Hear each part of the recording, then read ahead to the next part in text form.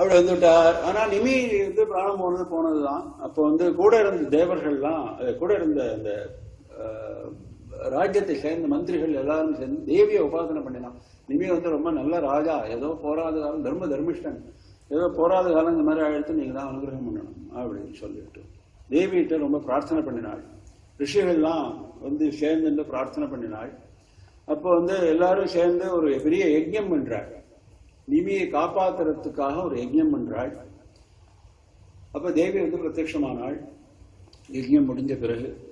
அப்போ நிமியிட்ட வந்து கேட்டா, நிமியினுடைய ஆத்மா, சரீரம் தான் வாழ்க்கை இருக்கு, நிமியிட்ட ஆத்மாவோட கேட்டா. அதுக்குள்ள நிமிக்கு வைராக்கியம் வந்துருக்கு. அப்போ வந்து பழைய கோப்பம் நாளாயிடுச்சு இல்லையா, ரொம்ப நாளாயிடுச்சு, பழைய யஜ்ஞங்கள்லாம் நடந்து சரீரத்தை மாத்திரம் அவ விஷயம்லாம் பாதுகாத்துட்டு இருக்கா.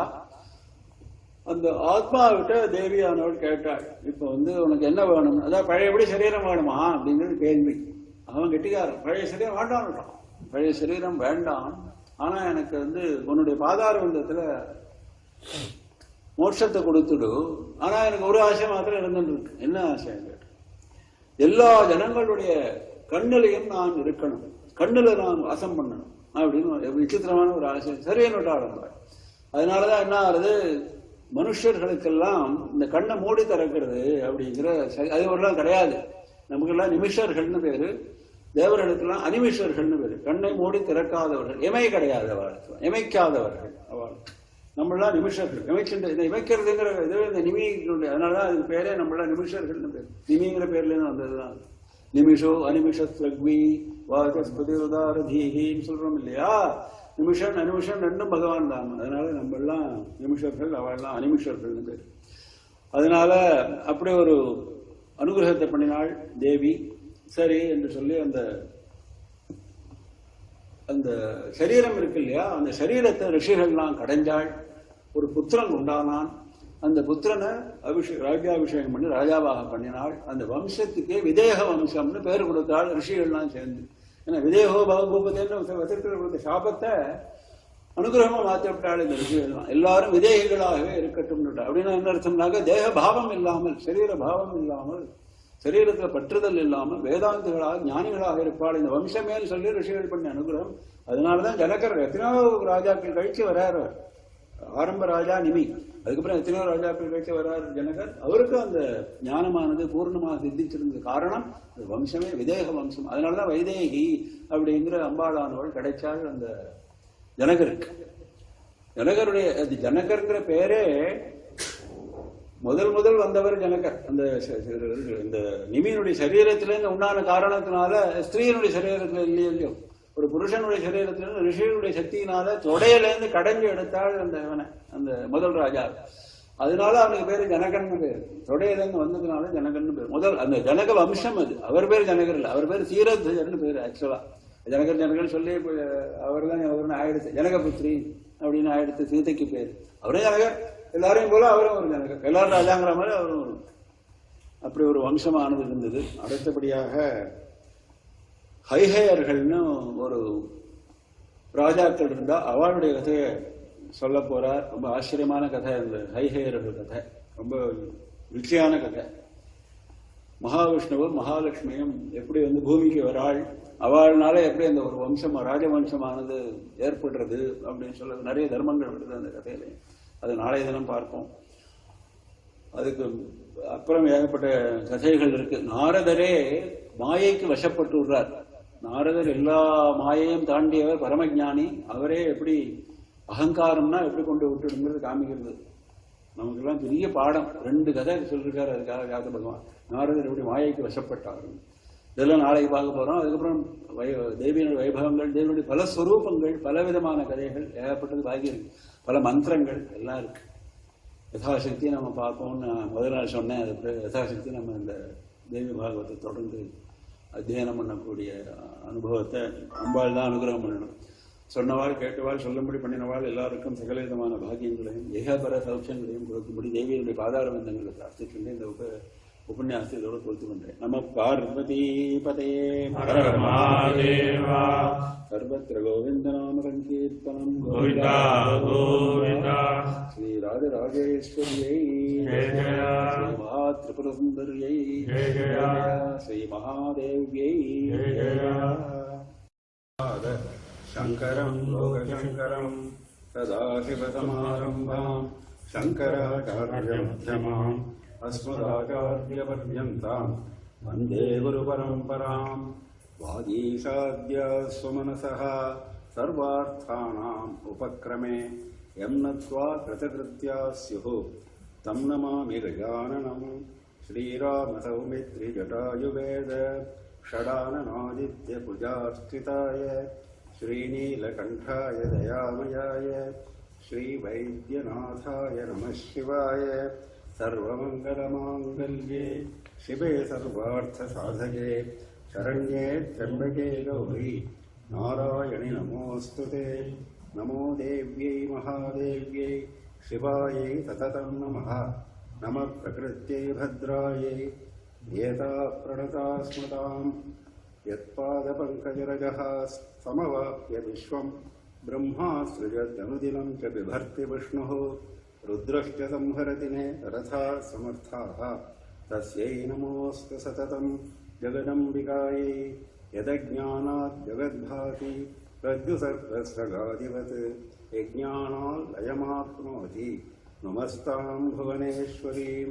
नेति नेतीति वाक्यैर्या बोध्यते सकलागमैः सर्वप्रत्यक्स्वरूपां तां भजामः परदेवतां. कृपां कुरु महादेवी मणिद्वीपाधिवासिनी अनन्तकोटिब्रह्माण्ड नायिके जगदम्बिके. जय देवी जगन्मातः जय देवी परात्परे जय श्री भुवनेशानि जय सर्वोत्तमोत्तमे. नमः पार्वती पतये हर हर महादेव. सर्वत्र गोविंद नाम संकीर्तनम गोविंदा गोविंदा. श्री जगदम्बिकायै जय जय. श्री राजराजेश्वर्यै जय जय. श्री महात्रिपुर सुंदर्यै जय जय.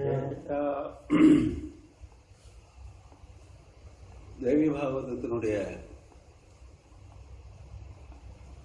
பல ஸ்கந்தங்கள்ல தேவியினுடைய வைபவத்தை உணர்த்தக்கூடிய பல சரித்திரங்களை நாம் பார்த்து அனுபவிச்சு வந்துட்டு இருக்கோம். நேற்றைய தினம் சுகருடைய சரித்திரம், அதன் பிறகு சுதர்சன சத்யபிரத சரித்திரங்கள், அதன் பிறகு ராமாயண சரித்திரம், கிருஷ்ண சரித்திரம், வியாசருடைய சரித்திரம், பல சரித்திரங்களை பார்த்துன்னு வந்துருக்கோம். கடைசியாக மகிஷாசுர மர்தன சரித்திரத்தில் இப்போ இருந்துட்டு இருக்கோம். மகிஷாசுரன் அதிசயமான வரங்களை பெற்றான். அதனால யாராலையும் அடக்க முடியாத ஒரு கொடூரமான செயல்களை எல்லாம் பண்ணிட்டு இருந்தான். இந்திராதி தேவர்களை எல்லாம் வெளியேற்றி அசுரர்களை எல்லா பதவிகளிலும் நியமனம் பண்ணி கொடூரமாக இருந்தான். அதன் பிறகு தேவர்கள்லாம் பிரம்மா, விஷ்ணு, சிவன் இவர்களுடைய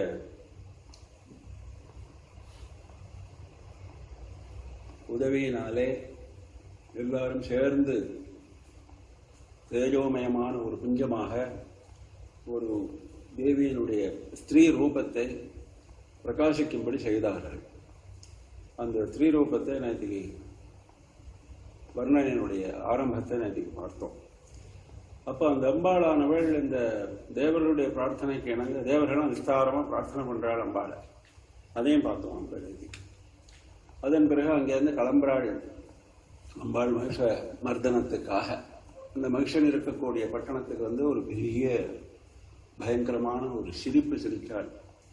நம்ம ஊர்ல ஒரு ஸ்திரீ இது மாதிரி எப்படி சிரிக்கிறாள், என்ன தைரியம் அப்படின்னு மகிஷனுக்கு ஆச்சரியமா போயிடுது. உடனே தூதர்களை எல்லாம் அனுப்பினான், யாரு சிரிக்கிறாள் பார்த்துட்டு. அங்கேருந்து பார்த்துட்டு இந்த சிரிப்புக்கும் சுரூபத்துக்கும் சம்பந்தம் இல்லை அப்படியே தூதர்கள் போய் தெரிவிச்சார். இந்த பரம சௌந்தரியமாக இப்பேற்பட்ட ஒரு சுந்தரி நீ பார்த்தே இருக்க மாட்டேன் உன்னுடைய வாழ்க்கையில் அப்படி எல்லாம் சொல்லி அவ சொன்னான். உடனே ஒரு மந்திரியை அனுப்பிச்சு அந்த தேவியை அழைச்சிட்டு வா அப்படின்னு சொல்றான். அங்கேருந்து மந்திரி ஆனவன் சொல்றான், இந்த மாதிரி மகிஷாசுரனுடைய பராக்கிரமங்களை எல்லாம் எடுத்து சொல்லி அவனுடைய வரன் அவனுடைய சக்திகள் எல்லாத்தையும் எடுத்து சொல்லி நீ வந்து அவனை விவாகம் பண்ணிக்கோ என்று சொல்லி பிரஸ்தாபிக்கிறான் மந்திரி. உடனே அம்பாள் யுகே யுகே மகாமூட ஹதாஸ்த்வத்சதிருஷா கில அசங்கியாதாஸ்ததா த்வாம் வை ஹனிஷ்யாமி ரணாங்கனே. அவங்கள போல பல முட்டாள்களை பல மூடர்களை பல யுகங்கள்ல நான் பார்த்திருக்கேன். அதனால யுத்தத்துல உங்களை நான் ஹனனம் பண்ணி விடுறேன் என்று சொல்றாள். அப்போ சிரிக்கிறான் மந்திரி. ஒரு ஸ்திரீயானவள் மனுஷனுடைய பலத்தை பத்தி தெரிஞ்சுட்டு அவனை போய் ஹனனம் பண்றேன் கொன்னுடுறேன்னு எல்லாம் சொல்றாளே, ஏதாவது சாத்தியமா? உடனே சொல்றான், கஸ்ரம கரிராஜஸ்ய மாலதி புஷ்பமர்தனே மாரணே தப வாமோரு மகிஷஸ்ய ததாரணே. அவன் சொல்றான், ஒரு கரிராஜன்னா யானை, யானைகளுக்கெல்லாம் ராஜாவாக இருக்கக்கூடிய பெரிய யானை. அப்பேற்பட்ட கஜேந்திரனுக்கு ஒரு சாதாரண புஷ்பத்தை கசக்கிறதுல எவ்வளவு டைம் ஆகும்? மாலதி புஷ்பம் வர்தனே. அதனால மனுஷனுடைய பலத்தை தெரிஞ்சுக்காம ஏதோ அவனை யுத்தத்துக்கு கூப்பிடுன்னு எல்லாம் சொல்றியே, இது என்ன பைத்தியகார்த்தனம் அப்படின்னு. அப்போ அம்பாள் ரொம்ப அழகான பதில் சொல்றாள், காலத்தினுடைய போக்கை யாராலையும் புரிஞ்சு கொள்ள முடியல. உங்க மனுஷன் எவ்வளவு எருமாட்டு முட்டாள்தனமா இருக்கானோ அவனுடைய மந்திரியும் அதே மாதிரி எருமாட்டு முட்டாள்தனமா இருக்கான்னு தெரியுது நீ பேசுற பேச்சு. காலத்தினுடைய போக்கை யாராலையும் புரிந்து கொள்ள முடியாது. ஒரு திருணம், ஒரு புல்லானது காலம் வந்துடுத்துனா வஜ்ராயுதமாக மாறி போயிடும். ஒரு வஜ்ராயுதமானது காலம் வந்துடுத்துனா சாதாரண ஒரு பஞ்சு மாதிரி ஆயிடும். இதுதான் காலத்தினுடைய போக்கு. மன்யசே சங்கரே பக்னா தேவா விஷ்ணு புரோகமாக தெய்வம் நீ காரணம் தத்ர வரதானம் பிரஜாபதேஹே. நீ நினைச்சுட்டு இருக்க முன்னாடி பிரம்மா விஷ்ணு சிவன்லாம் வந்து தோத்து ஓடி போயிட்டாலே மகிஷாசனுடைய மருந்து யுத்தத்துல, அதனால அவன் எவ்வளவு பலசாலி அப்படின்னு நீ வந்து நினைச்சுட்டு இருக்க. ஆனா அவள்லாம் ஓடி போன காரணம் பிரஜாபதியினுடைய வரதானத்தினால. வரதானம் பிரஜாபதேஹே, பிரம்மா கொடுத்த வரனை கௌரவிக்கணும் அப்படிங்கிற காரணத்தினால தெய்வாதீனமாக அப்படி நடந்தது. இப்ப அது மாதிரி நடக்க போறது இல்லை அப்படிங்கிறது தெரிஞ்சுக்கோ அப்படின்னு சொல்றாள். உடனே மந்திரியானவன் திரும்பி போய் மகிஷாசுரன்ட்ட சொல்றான். மகிஷாசுரன் உடனே மந்திராலோசனை பண்றான் சபையை கூட்டி. அவனுடைய சபையில உள்ளவாள்லாம் என்ன சொல்லுவா? தடவை ஒண்ணு சொல்றா, இந்த மாதிரி ஒரு ஸ்திரீ தானே, இதுக்கு என்ன இவ்வளவு பேச்சு, நான் போய் அடைக்கின்ற வரேன் அப்படின்னு நிறைய பேர் சொல்றா. நிறைய சேனாதிபதிகள். இன்னும் சில பேர் சொல்றா, பேசுற பார்த்தா ஏதோ அவ என்ன உத்தேசத்தோடு பேசுறாள்னு தெரியல, அதனால நான் போய் விசாரிச்சுட்டு வரேன் அப்படின்னு சில பேர் சொல்றா. இப்படி எல்லாம் பல பேர் பல சொல்றாள். அதன் பிறகு சில சேனாதிபதிகளை அவன் அனுப்புறான். தாம்ரன் அப்படிங்கிற முதல் சேனாதிபதியை அனுப்புறான். தாம்ரன், அதன் பிறகு பாஷ்கரன், இவ 2 பேரும் வரா. 2 பேரும் வந்து பழையபடி அதே விஷயத்தை சொல்றாள். உடனே யுத்தத்துக்கு பிரயத்தனமா பண்ணுங்கோ அப்படின்னு சொல்றாள் அம்பாள். உடனே யுத்தம் ஆரம்பமாயிடுறது பாஷ்கர துர்முகனோட. அதன் பிறகு அந்த யுத்தம் பயங்கரமா இருந்தது. இதான் முதல் யுத்தம். பாஷ்கலன் துர்முகன் ஒரு பக்கம், அம்பாள் ஒரு பக்கம். பயங்கர யுத்தம் நூட்டாள். எடுத்த உடனே ஆரம்ப யுத்தம் இதுதான் மகிஷாசுர சரித்திரத்துல. அந்த யுத்தத்துல என்ன ஆச்சுன்னாக்க, பதிதானி ததா தீரே சிராம்சி பிரபுஸ்ததா. அந்த அசுர சேனையினுடைய வீரர்களுடைய தலைகள் அப்படியே ஒரு பெரிய அந்த ரத்த வெள்ளத்துல தலையெல்லாம் முதந்துன்னு இருக்கான். அப்படியே ஒரு சித்திரம் சொல்றார். யதா சந்தரணார்த்தாய யமகிங்கர நாயகைஹி தும்பி பலானி நீதானி நவசிக்ஷா பரேர்முதா. ஆச்சரியமான உதாரணம் சொல்றார். ஜீவர்களை அழைச்சிட்டு போகும்போது யமகிங்கரர்கள் நடுப்புற வைத்தரணி அப்படின்னு ஒரு பயங்கரமான நதி இருக்கு. அப்ப இழுத்துட்டு போகும்போது நிறைய ஜீவர்களை சேர்ந்தாப்புல யமகிங்கரர்கள் இழுத்துட்டு போகும்பொழுது அவளுக்கு அதுக்கு பழக்கம் வேணுமா, அந்த யமகிங்கரர்களுக்கு ட்ரைனிங் வேணுமா. நவசிக்ஷா பரேர்முதா. அதனால அந்த ட்ரைனிங் கொடுக்கறதுக்கு அப்படின்னு சொல்லி புதுசா ஜாயின் பண்ணிருக்கிற யமகிங்கரர்களுக்கு இந்த ஜீவர்களை எப்படி வைத்தரணி நதியில் இழுத்துட்டு போறதுன்னு ட்ரைனிங் கொடுக்கறதுக்காக ஒரு நதியில நிறைய சொரக்காய்களை வச்சு இழுத்துட்டு போய் ட்ரைனிங் கொடுத்துட்டு இருக்கலாம். அது போல இருந்துட்டு இருக்குங்கிறார். இந்த ரத்த ஓட்டமான ஆறானது, அதுல இந்த வீரர்களுடைய சிரசானது அந்த வைத்தரணி நதியை ஞாபகப்படுத்துறது அப்படிங்கிறார். அதன் பிறகு சிக்ஷுரன் ஒருத்தவரான். அவன் சொல்றான், இந்த மாதிரி உனக்கு பழையபடி சொல்றாள் மகிழ்ச்சியுடைய பலம் தெரியல அப்படின்னு சொல்லிட்டு அம்பாள் சொல்றாள். ஒவ்வொருத்தருக்கும் ஒரு விதமா பதில் சொல்றாள் அம்பாள். எல்லாரும் வந்து பேசிட்டே இருக்கா. யுத்தத்தை ஆரம்பிக்கிறதுக்கு முன்னாலே ஒவ்வொருத்தருக்கும் ஒரு விதமான பதில சொல்றாள் அம்பாள். அப்போ வந்து அவன் சொல்றான், ஸ்திரீயோட யுத்தம் பண்றதுங்கிறது தகாத காரியம், அதனால யுத்தம் பண்ண போறது இல்ல, மரியாதையானி வந்துடு அப்படின்னு சொன்னான். அதுக்கு சொல்றா, நீதி சாஸ்திரம் ந ஜானாசி வித்யாம் சான்வீக்ஷிகீம் ததா. உனக்கு நீதி சாஸ்திரமும் தெரியல, அத்தியாத்ம சாஸ்திரமும் தெரியல, வேதாந்த சாஸ்திரமும் தெரியல. ந சேவிதா ஸ்வயா விருத்தா ந தர்மே மதிரஸ்திதே. ஞானிகள் விருத்தர்கள் வயசானவர்கள் அவளை சேவை பண்ணினாதான் ஞானமானது கிடைக்கும். அதெல்லாம் பண்ணல, நீயும் பண்ணல, உங்க ராஜா மகிஷனும் பண்ணல. தர்மே மதிரஸ்திதே, தர்மத்துல புத்தியும் இல்லை அப்படின்னு தெரியுறது நீ பேசுற பேச்சுல அப்படின்னு சொல்லிட்டு மறுபடியும் யுத்தம். அதுல வழக்கம் போல இந்த தாம்ரன் சிக்ஷரன் வாழலாம் மரணத்தை அடைகிறார்கள். அதுக்கு அசிலோமான்னு ஒருத்தன் வரான். அவன் என்ன சொன்னான்னாக்க, இப்ப எதுக்காக எங்களோட வந்து யுத்தம் பண்ற, நாங்க என்ன தப்பு பண்ணிட்டோம், நாங்க ஒரு குற்றமும் செய்யாத பொழுது நீ எப்படி யுத்தத்துக்கு வரலாம்? தயா தர்மஸ்ய தேகோஸ்தி சத்தியே பிராணா பிரகீர்த்திதாக. தர்மம் பேசுறான் அசுலோமா. அவன் சொல்றான், தர்மம் அப்படிங்கிறது ஒரு புருஷனாக வச்சுட்டோமானால் அந்த தர்மமாகிய புருஷனுடைய சரீரமானது தயை. அந்த தர்மமாகிய புருஷனுடைய சரீரத்தில் உள்ள பிராணனானது சத்தியம். சத்தியம்ங்கிறது பிராணன், தயைங்கிறது சரீரம். அதுதான் தர்மத்தினுடைய ஆதாரம். தர்மம்ங்கிறது ரெண்டுலையும், சத்தியத்திலையும் தயையிலையும் இருந்துட்டு இருக்கு. அது சொன்னதெல்லாம் கரெக்ட் தான். தஸ்மாத் தயா ததா சத்தியம் ரக்ஷணீயம் சதா புதை. அதனால மகான்கள் ஞானிகள் எப்பவும் சத்தியத்தையும் தயையும் விடவே மாட்டார்கள். நீ ஏன் விட்டுட்டேன்னு கேட்கறான். அதான் கேள்வி. இதுக்கெல்லாம் பதில் சொல்லிட்டு இருக்கிற அவகாசம் இல்லை. நீ எதுக்காக இப்ப வந்து பேசிட்டு இருக்க? அம்பாள் சொன்னார், மகிஷன் தானே வரணும், அதனால மகிஷனை நீ அனுப்பு அப்படின்னு சொன்னாள். இல்ல இல்ல என்னோட யுத்தம் பண்ணனா யுத்தத்தை முடிஞ்சு போறான். அதுக்கப்புறம் மகிஷாசுரன் மனுஷ ரூபம் எடுத்துட்டு வரான். அவனுடைய மகிஷ ரூபத்தை விட்டுட்டு, அவள்லாம் காமரூபிகள் இல்லையா, எந்த ரூபம் ஆனாலும் எடுத்துக்க சக்தி உள்ளவர்கள் அசுரர்கள். அதனால மனுஷ ரூபம் எடுத்துட்டு அங்கேருந்து வரான்.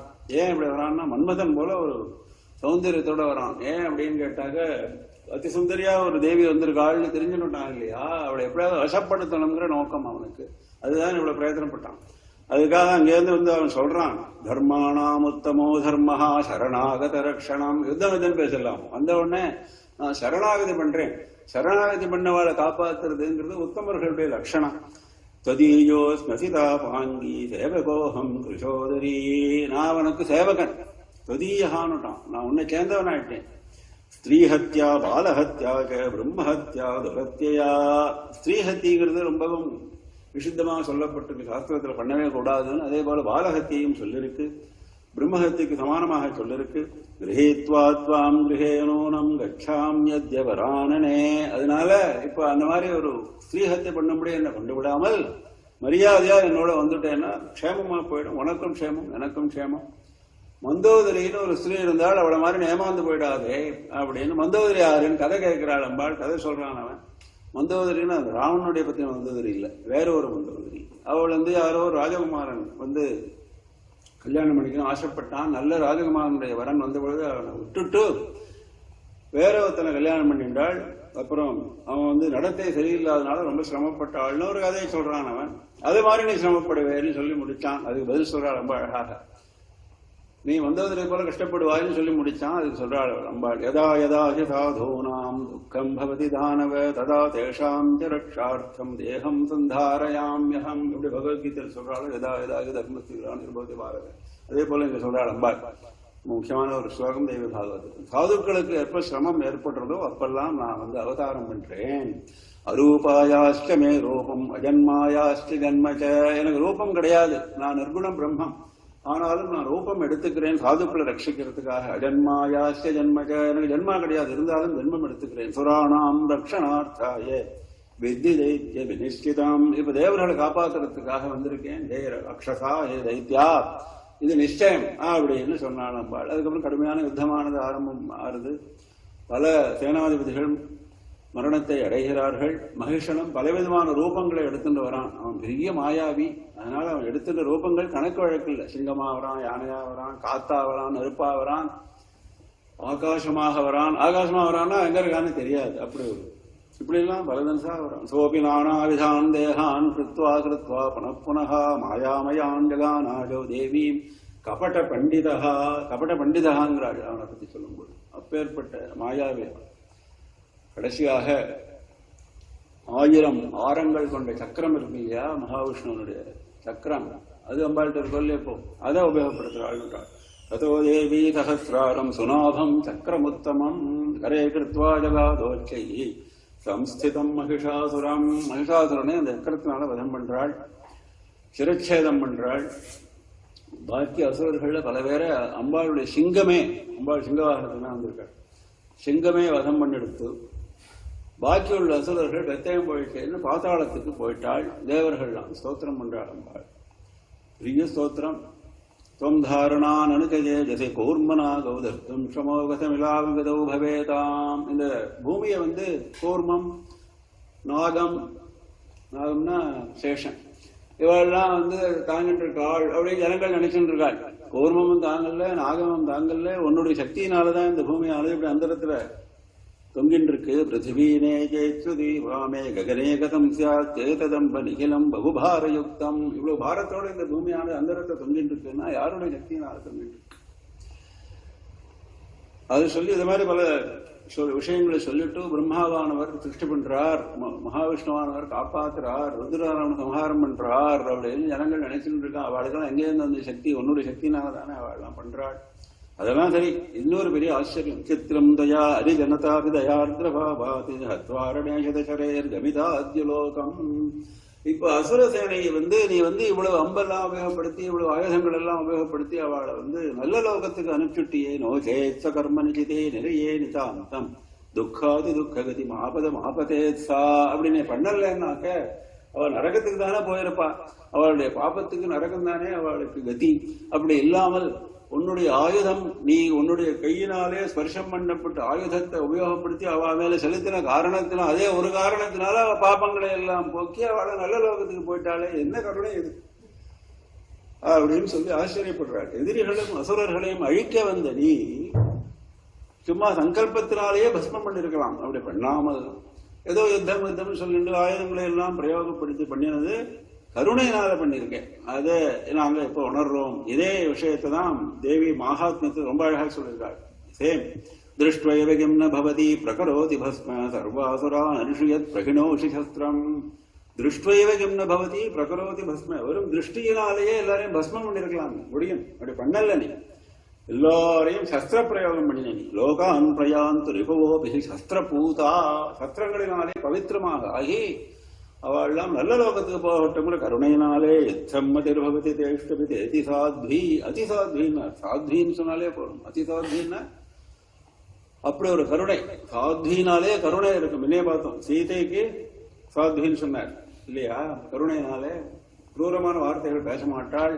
ஆனா அன்னைக்கு என்னமோ போராத காலம் லட்சுமணனை பத்தி பேசினாள். அக்ரூரா, குரூரம் வசனம் அப்படின்னு பார்த்தோம். அதுபோல சாதாரணமாக பதிவிரதா ஸ்ரீகளை சாத்வின்னு சொல்ற வழக்கம்.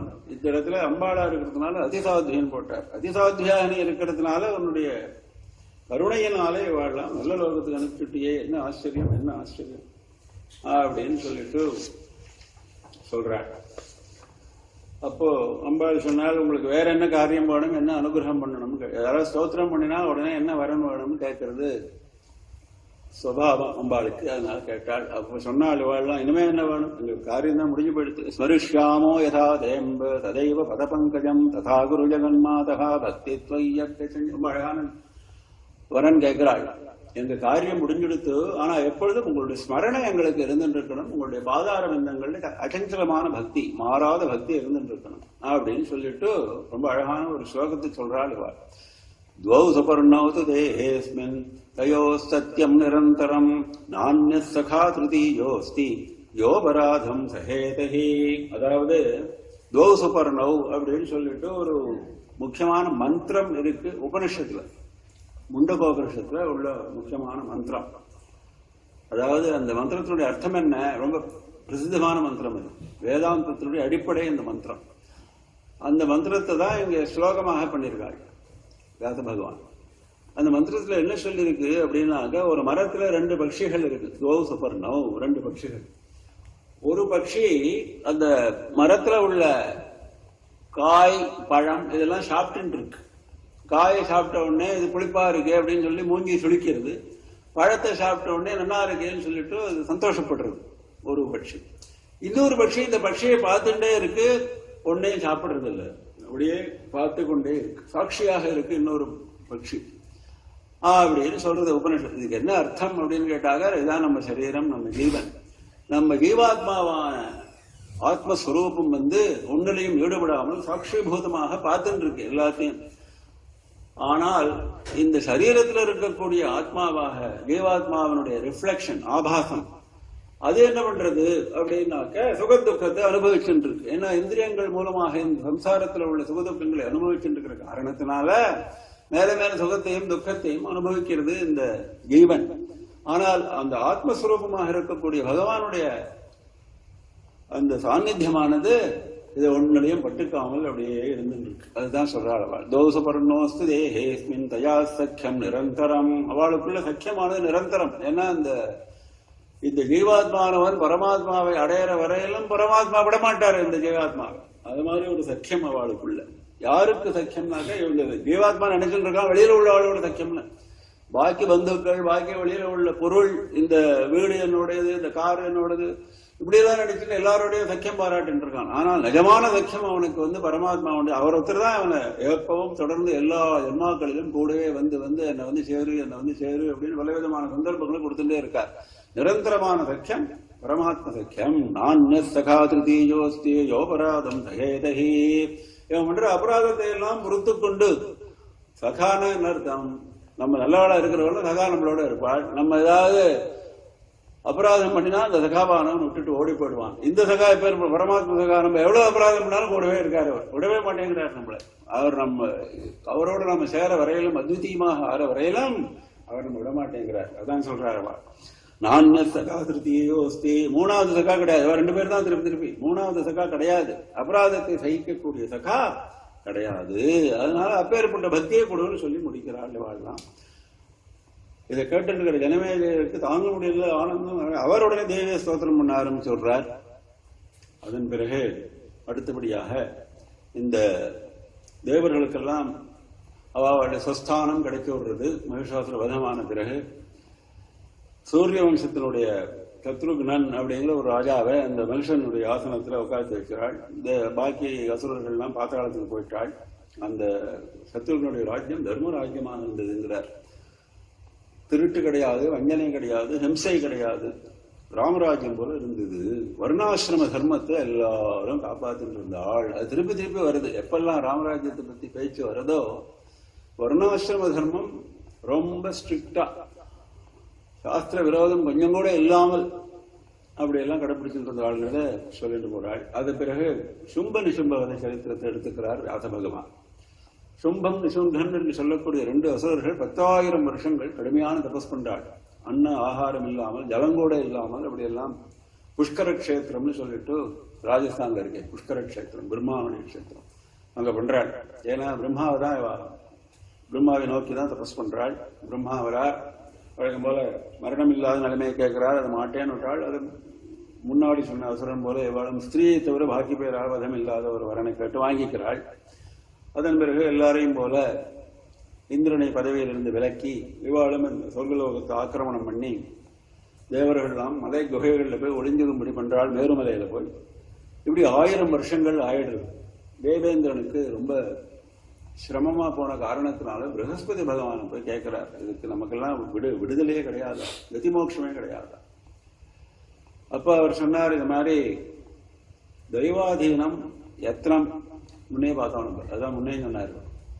ரெண்டும் சேர்ந்து எப்போ இருக்கோ அப்பதான் நமக்கு பலனானது கிடைக்கும். நம்ம எத்தனத்தை விடவே கூடாது. தெய்வாதீனம் எப்போ இருக்கும் நமக்கு தெரியாத காரணத்தினால அப்படின்னு சொன்னார். அதன் பிரகாரம் அவர் இன்னொன்று சொன்னார், இப்போ உங்களுக்கு நல்ல காலம் வரப்போறதுன்னு தெரியுது, அதனால நீங்கள்லாம் ஹிமாச்சலத்தில் போய் அம்பாளை வழிபடுங்கள் அப்படின்னு சொன்னா. உடனே ஹ்ரீம் என்று சொல்லக்கூடிய பீஜாட்சரத்தை தியானம் பண்ணிட்டு வாழலாம். ஹிமாச்சலத்தில் போய் அம்பாளை ஸ்தோத்திரம் பண்றாள், பெரிய ஸ்தோத்திரங்கள் பண்றாள். நம்ம தேவி மகாத்மத்தில் நீங்க கேள்விப்பட்டிருப்பேன், நமஸ்தஸ்தே நமஸ்தஸ்தே நமஸ்தஸ்தே நமோ நமகான ஒரு பெரிய ஸ்தோத்திரம் ஒன்று வருது. 23 விஷயங்களை சொல்லி அம்பாள் 23 விஷயங்களாகவும் இருந்துட்டு இருக்காள் அப்படின்னு சொல்லி வருது. யாதேவி சர்வபூதேஷு விஷ்ணுமாயேதி சம்ஸ்திதா நமஸ்தஸ்யை நமஸ்தஸ்யை நமஸ்தஸ்யை நமோ நமஹா இப்படிலாம் சொல்லிட்டு போறாள். அதே மாதிரி இங்க ஸ்தோத்திரங்கள் பண்ணிட்டு போறாள். நதே நாம சங்கியா நதே ரூபமே திருக் ததா கோபி வேதாதி தேவாதி ரூபே. உனக்கு நாமமே கிடையாது, உனக்கு ரூபமே கிடையாது, ஆனாலும் உன்னுடைய அவதாரங்கள் இந்த பிரபஞ்சத்துக்கு நாம சங்கிக்கும் ரூப சங்கிக்கும் அளவில்லை. வேதங்கள் தேவர்கள் எல்லாமே நீதானே. உன்னை தவிர வேற ஒன்று இருந்தா தானே அது இன்னொன்னு சொல்றதுக்கு. இன்னொன்னு இல்லாமல் இருக்கும்பொழுது நீதானே சர்வமாக இருந்திருக்காய். தமேவாசு சர்வேஷு சக்தி ஸ்வரூபா பிரஜா சிருஷ்டி சம்ஹார காலே சதைவ.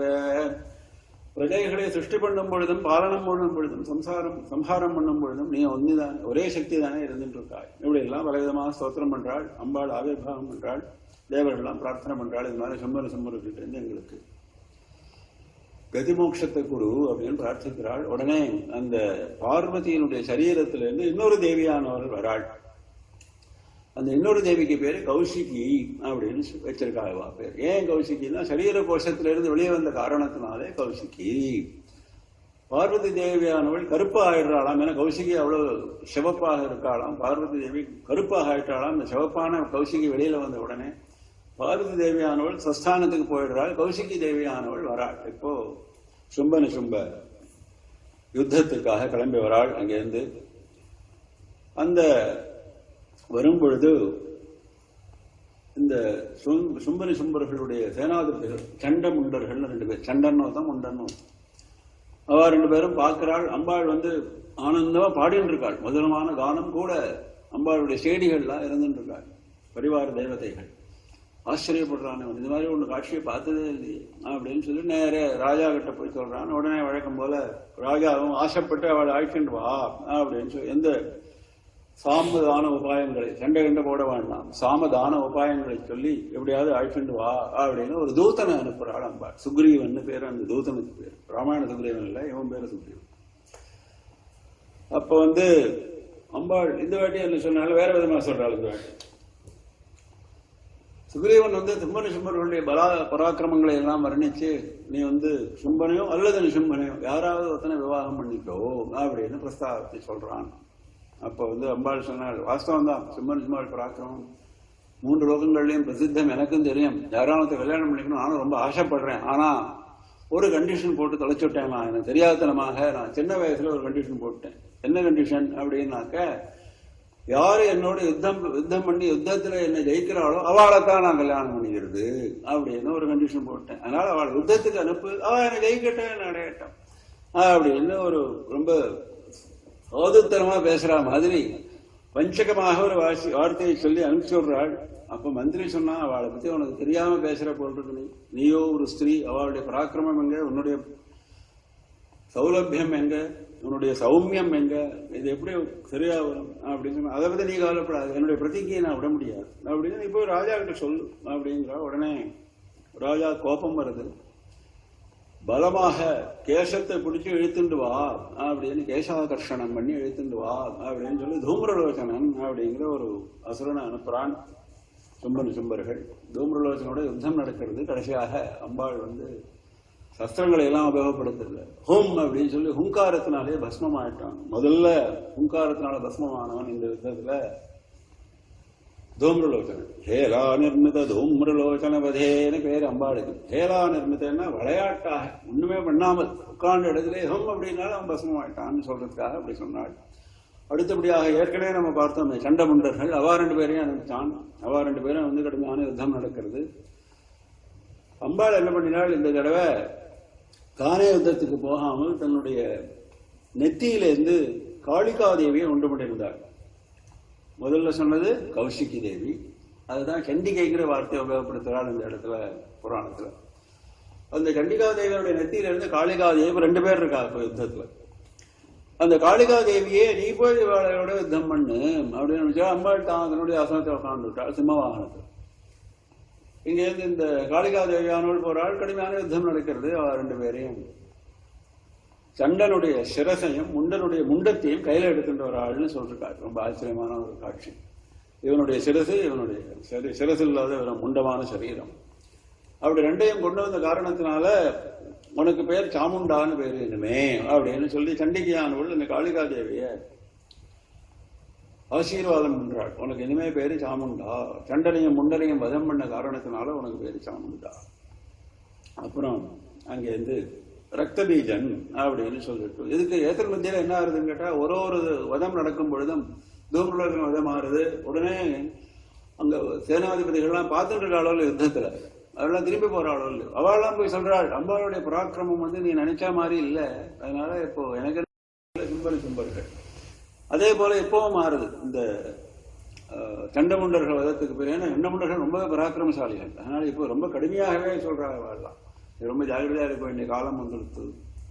அப்ப அவன் சொல்றான், நாசம் ஜெயம் வாகதாஸ்மி ஸ்வதர்ம பரிபாலனாத், என்னுடைய தர்மம் யுத்தம் பண்ண வேண்டியது, அதான் சுதர்மத்தை நான் பரிபாலனம் பண்ண போறேன், நாசமானாலும் ஆகட்டும் ஜெயமானாலும் ஆகட்டும்னு சொல்லிடுறான். உடனே ரக்தபீஜன் அனுப்புறான். இந்த ரக்தபீஜன் வந்து என்னன்னு கேட்டாக்க, அவனுக்கு அப்படி ஒரு வரன், பரமேஸ்வரன் கொடுத்த வரன்.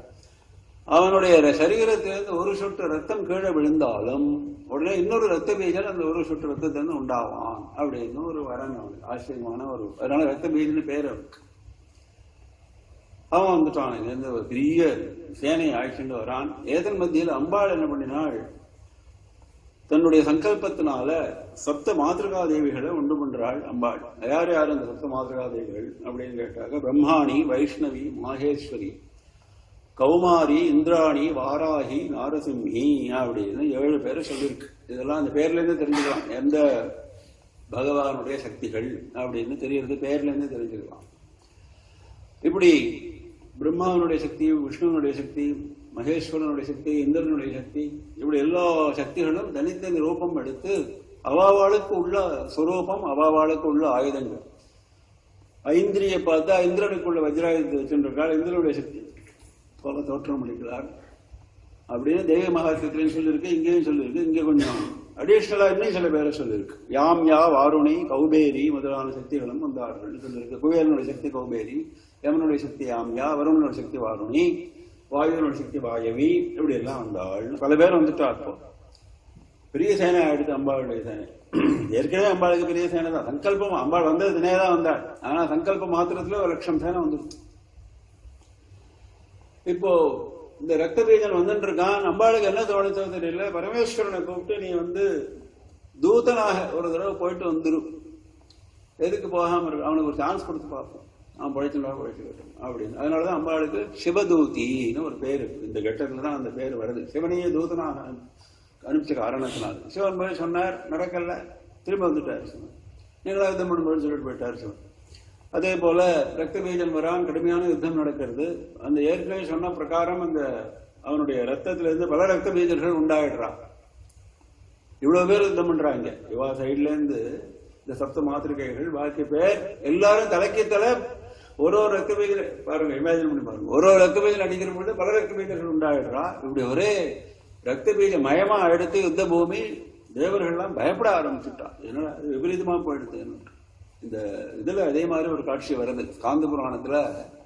6 நாள் யுத்தம் நடக்கிறது சுப்பிரமணிய சுவாமிக்கும் சூரபத்மனுக்கும். 5 நாள் யுத்தத்துல எல்லா அசுரர்களும் படிஞ்சு போயிடுறா. சூரபத்மனை தவிர எல்லா அசுரர்களும் போயிடுறான். அவன் தான் தனியா இருக்கான். 6வது நாள் கார்த்தால அவன் பெரிய சேனை இருக்கு. ஆனா இந்த பெரிய வீரர்கள் எல்லாரும் போயிடுச்சு. அவனுடைய புத்திரன், அவனுடைய தம்பி சிம்மமுகன் எல்லாரும் போயிடுச்சு. 6வது நாள் யுத்தத்துல அந்த சூரபத்மனுடைய தாயார் மாயைன்னு பேரு, பெரிய சக்தி உள்ளவள். அவ வந்து சொல்லிட்டா, சுதாமந்திரம்னு ஒரு மலை இருக்கு ஏதோ ஒரு இடம் சொல்லி, அந்த மலையை எடுத்துன்னு வந்தா மலையினுடைய காத்துனால எல்லாரும் ஜீவிச்சு விடுவாள்னு ஒரு யுக்தியை சொல்லி கொடுத்தாள். அதே மாதிரி பண்ணிட்டான் சூரபத்மன், எல்லாரும் ஜீவிச்சு விட்டான். அதாவது 5 நாள் யுத்தம் வேஸ்ட் ஆயிடுச்சு. தேவர்கள்லாம் பயந்து போயிட்டான், நடுங்கி போயிட்டான். ஏன்னா முன்ன இருந்து விட ஜாஸ்தியா போயிடுது இவளுடைய சேனை. அத்தனை பேரும், ஒரு யோதா கூட பாக்கி இல்லை, அத்தனை பேரும் முடிச்சுட்டான். அப்புறம் வந்து எல்லா தேவர்களும் விஷ்ணுவிட்ட போய் சொன்னா, இது மாதிரி எங்களுக்குலாம் ரொம்ப பயமா இருக்கு. விஷ்ணு அங்கேயே இருக்காரு யுத்த பூமியிலே, ஆனா யுத்தத்துல பார்ட்டிசிபேட் பண்ணிக்கிறது இல்லை அவர். ஏன்னா சுப்பிரமணிய சுவாமியோட யுத்தம், அதனால கூடவே இருந்துட்டு இருக்காரு. அப்ப சொன்னாரு, நான் எத்தனை தடவை மட்டும் சொல்லிட்டேன், முதல் நாள்லேருந்து சொல்லிட்டு இருக்கேன், முதல் நாள்லேருந்து பயந்துலே இருக்கேன், நானும் நிறைய தடவை சொல்லியாச்சு. இங்க யுத்தம் பண்றது யாரோ குழந்தைய நினைச்சுன்னு நீங்க எல்லாம் பயப்படுற, பாலகன் நினைச்சு. பாலகன் இல்ல, சாட்சாத் பரமேஸ்வரன் தான் வேற ரூபம் எடுத்து வந்து பண்ணிட்டு இருக்காரு. பரமேஸ்வரன் தானே வரம் கொடுத்து அந்த வரனுடைய தர்ப்பத்தினாலே அவன் பேசிட்டு இருக்கான்னு சொல்ல, நீங்களாம் ஏன் பயப்படுறீர்கள் அப்படிங்கிறார். உடனே சுப்பிரமணிய சுவாமி ஆனவர் தன்னுடைய பாசுபதாசத்தை உபயோகப்படுத்தி ஒரே க்ஷணத்துல அத்தனை பேர் எங்க போயிட்டாலும் தெரியல, அத்தனை சேனையும் போயிடுறதுன்னு சொல்லி அந்த யுத்தமான முடிகிறது. அந்த அதே போல இங்க எழுத்து இந்த யுத்த பூமி முழுக்க ரத்தபீஜனாக ரத்தபீஜ மயம் பயந்து போயிட்டாது அவர்கள்லாம். அம்பாள் பார்த்தால் உடனே இந்த காளிகா தேவி இருக்கா இல்லையா, கண்டிக்கு பக்கத்துல காளிகா தேவி, அவருடைய நெற்றியிலிருந்து உண்டாகும். அவர்கிட்ட சொன்னா, நான் இந்த எல்லா ரத்த பீஜர்களையும் வெட்டுறேன், அந்த ரத்தமானது கீழே விழாதபடி நீ அவருடைய நாக்கை நீட்டி வாயை பெருசு பண்ணி சாப்பிட்டுடு அப்படின்னு. ஒரு 2 பேரும் இப்போ ஒருத்தர் வெட்டுறா ஒருத்தர் சாப்பிட்டு இருக்கா. இப்படி அத்தனை ரத்த பீஜ ரத்தத்தையும் குடிச்சுட்டாள் இந்த காளிகா தேவி. ஆச்சரியமான ஒரு வைபவம் இந்த யுத்தத்துல, ஆச்சரியமான ஒரு வைபவம். அத்தனை ரத்த பீஜர்களும் இல்லை எங்க போனாள்னே தெரியல. அதன் பிறகு இது மாதிரி ஆன உடனே ஏற்கனவே ஒரு பெரிய சேனாதிபதி மரணம் அடைஞ்சாலும் சும்பர் போய் சொல்றதுன்னு வழக்கம் சென்றிருக்காய்வா. இப்ப ரத்த பீஜனை ரத்த பீஜனை யாராலையும் ஜெயிக்க முடியாது. அப்பேற்பட்ட ஜெயிச்சுட்டாள்னு உடனே அவ சொன்னாள், நவைரமனையா யுக்தம் சந்திரேவ சுகப்பிரதா, இனிமே விரோதம் வேண்டாம், சந்தி சமாதானம் தான் நல்லது. வரம் பாதாளகமனம் தஸ்யா சேவா அதவா வரா. எப்படி பாருங்க, நம்ம பாதாளத்துக்கு திரும்பி போயிடுறதே தேவை. வரம் பாதாளகமனம் தஸ்யா சேவா அதவா பரா. அப்படி பாதாளத்துக்கு போக உனக்கு இஷ்டம் இல்லைன்னாக்க அம்பாள்கிட்ட போய் நமஸ்காரம் பண்ணி சேவை பண்றேன்னு ஒத்துனுடு. தஸ்யா சேவா அதவா பரா, அதுதான் வசத்தின்னு. இதோட எப்படி சொல்ல முடியும்? ஆனாலும் சொன்னா இதெல்லாம் நல்ல வார்த்தையெல்லாம் காதல் கேட்கிற வழக்கம் இல்லை அசுரர்களுக்கு. அதுவும் இவ்வளவு பெரிய யுத்தம் ஆகி நஷ்டமாயிடுக்கு சேனை அப்படின்னு ராமாயணத்துல அதே மாதிரிதான். ராவணனுக்கு நிறைய பேர் சொல்றா கடைசி வரையிலும். அவன் சொல்றான், என் தம்பியே போயிட்டான், அவன் போயிட்டான், நான் மாத்திரம் அதுக்காக இருக்கிறது. அப்படி அது மாதிரி அப்படி ஒரு பாவம் வந்துடுறது. அதனால எவனும் அதை சொன்னான், நான் யுத்தம் பண்ணதான் போறேன்னு. உடனே 2 பேரும் வந்துட்டான், நிசும்பர்கள். நிசும்பனோட கடுமையான யுத்தம் நடக்கிறது, நிசும்ப வதமானது ஏற்படுறது. மறுபடியும் வாழலாம் சொல்றா, இப்போ ஒண்ணு கட்டு போகல, நீ பாக்கி இருக்கியோ இல்லை, இப்போ ஓடி போயிடலாம். பலாயனம் பரோ தர்மஹா சர்வதா தேகரக்ஷணம். பலாயனம் ஓடி போறது நல்ல தர்மம் தான், அதனால ஒன்றும் கவலை இல்லை. ஏன் நல்ல தர்மம்னாக்க தேகரட்சணம் தான். எப்பவுமே தேகரட்சணத்துக்காக என்ன வேணா பண்ணலாம், தேகத்தை பாதுகாக்கிறது கடமை அப்படின்னு தர்மம் பேசுறாய் வாழலாம். பாக்கி இருக்கிறது ஏனாவது தஸ்மாத் காலம் பிரதீக்ஷஸ்வ விபரீதம் தவாதுனா. இப்போ உனக்கு காலம் சரியில்லை, விபரீதமா இருந்தது, நல்ல காலம் வர வரலாம், நம்ம எல்லாம் ஓடி போறதுதான் நல்லது. உடனே அவன் சொல்றான், உடனே தர்மத்தை பேசுறான், வேதாந்தத்தை பேசுறான் சும்பன். அவன் சொல்றான், ஜாதஸ்திய துருவோ மிருத்யோ துருவம் ஜென்ம மிருதஸ்ய.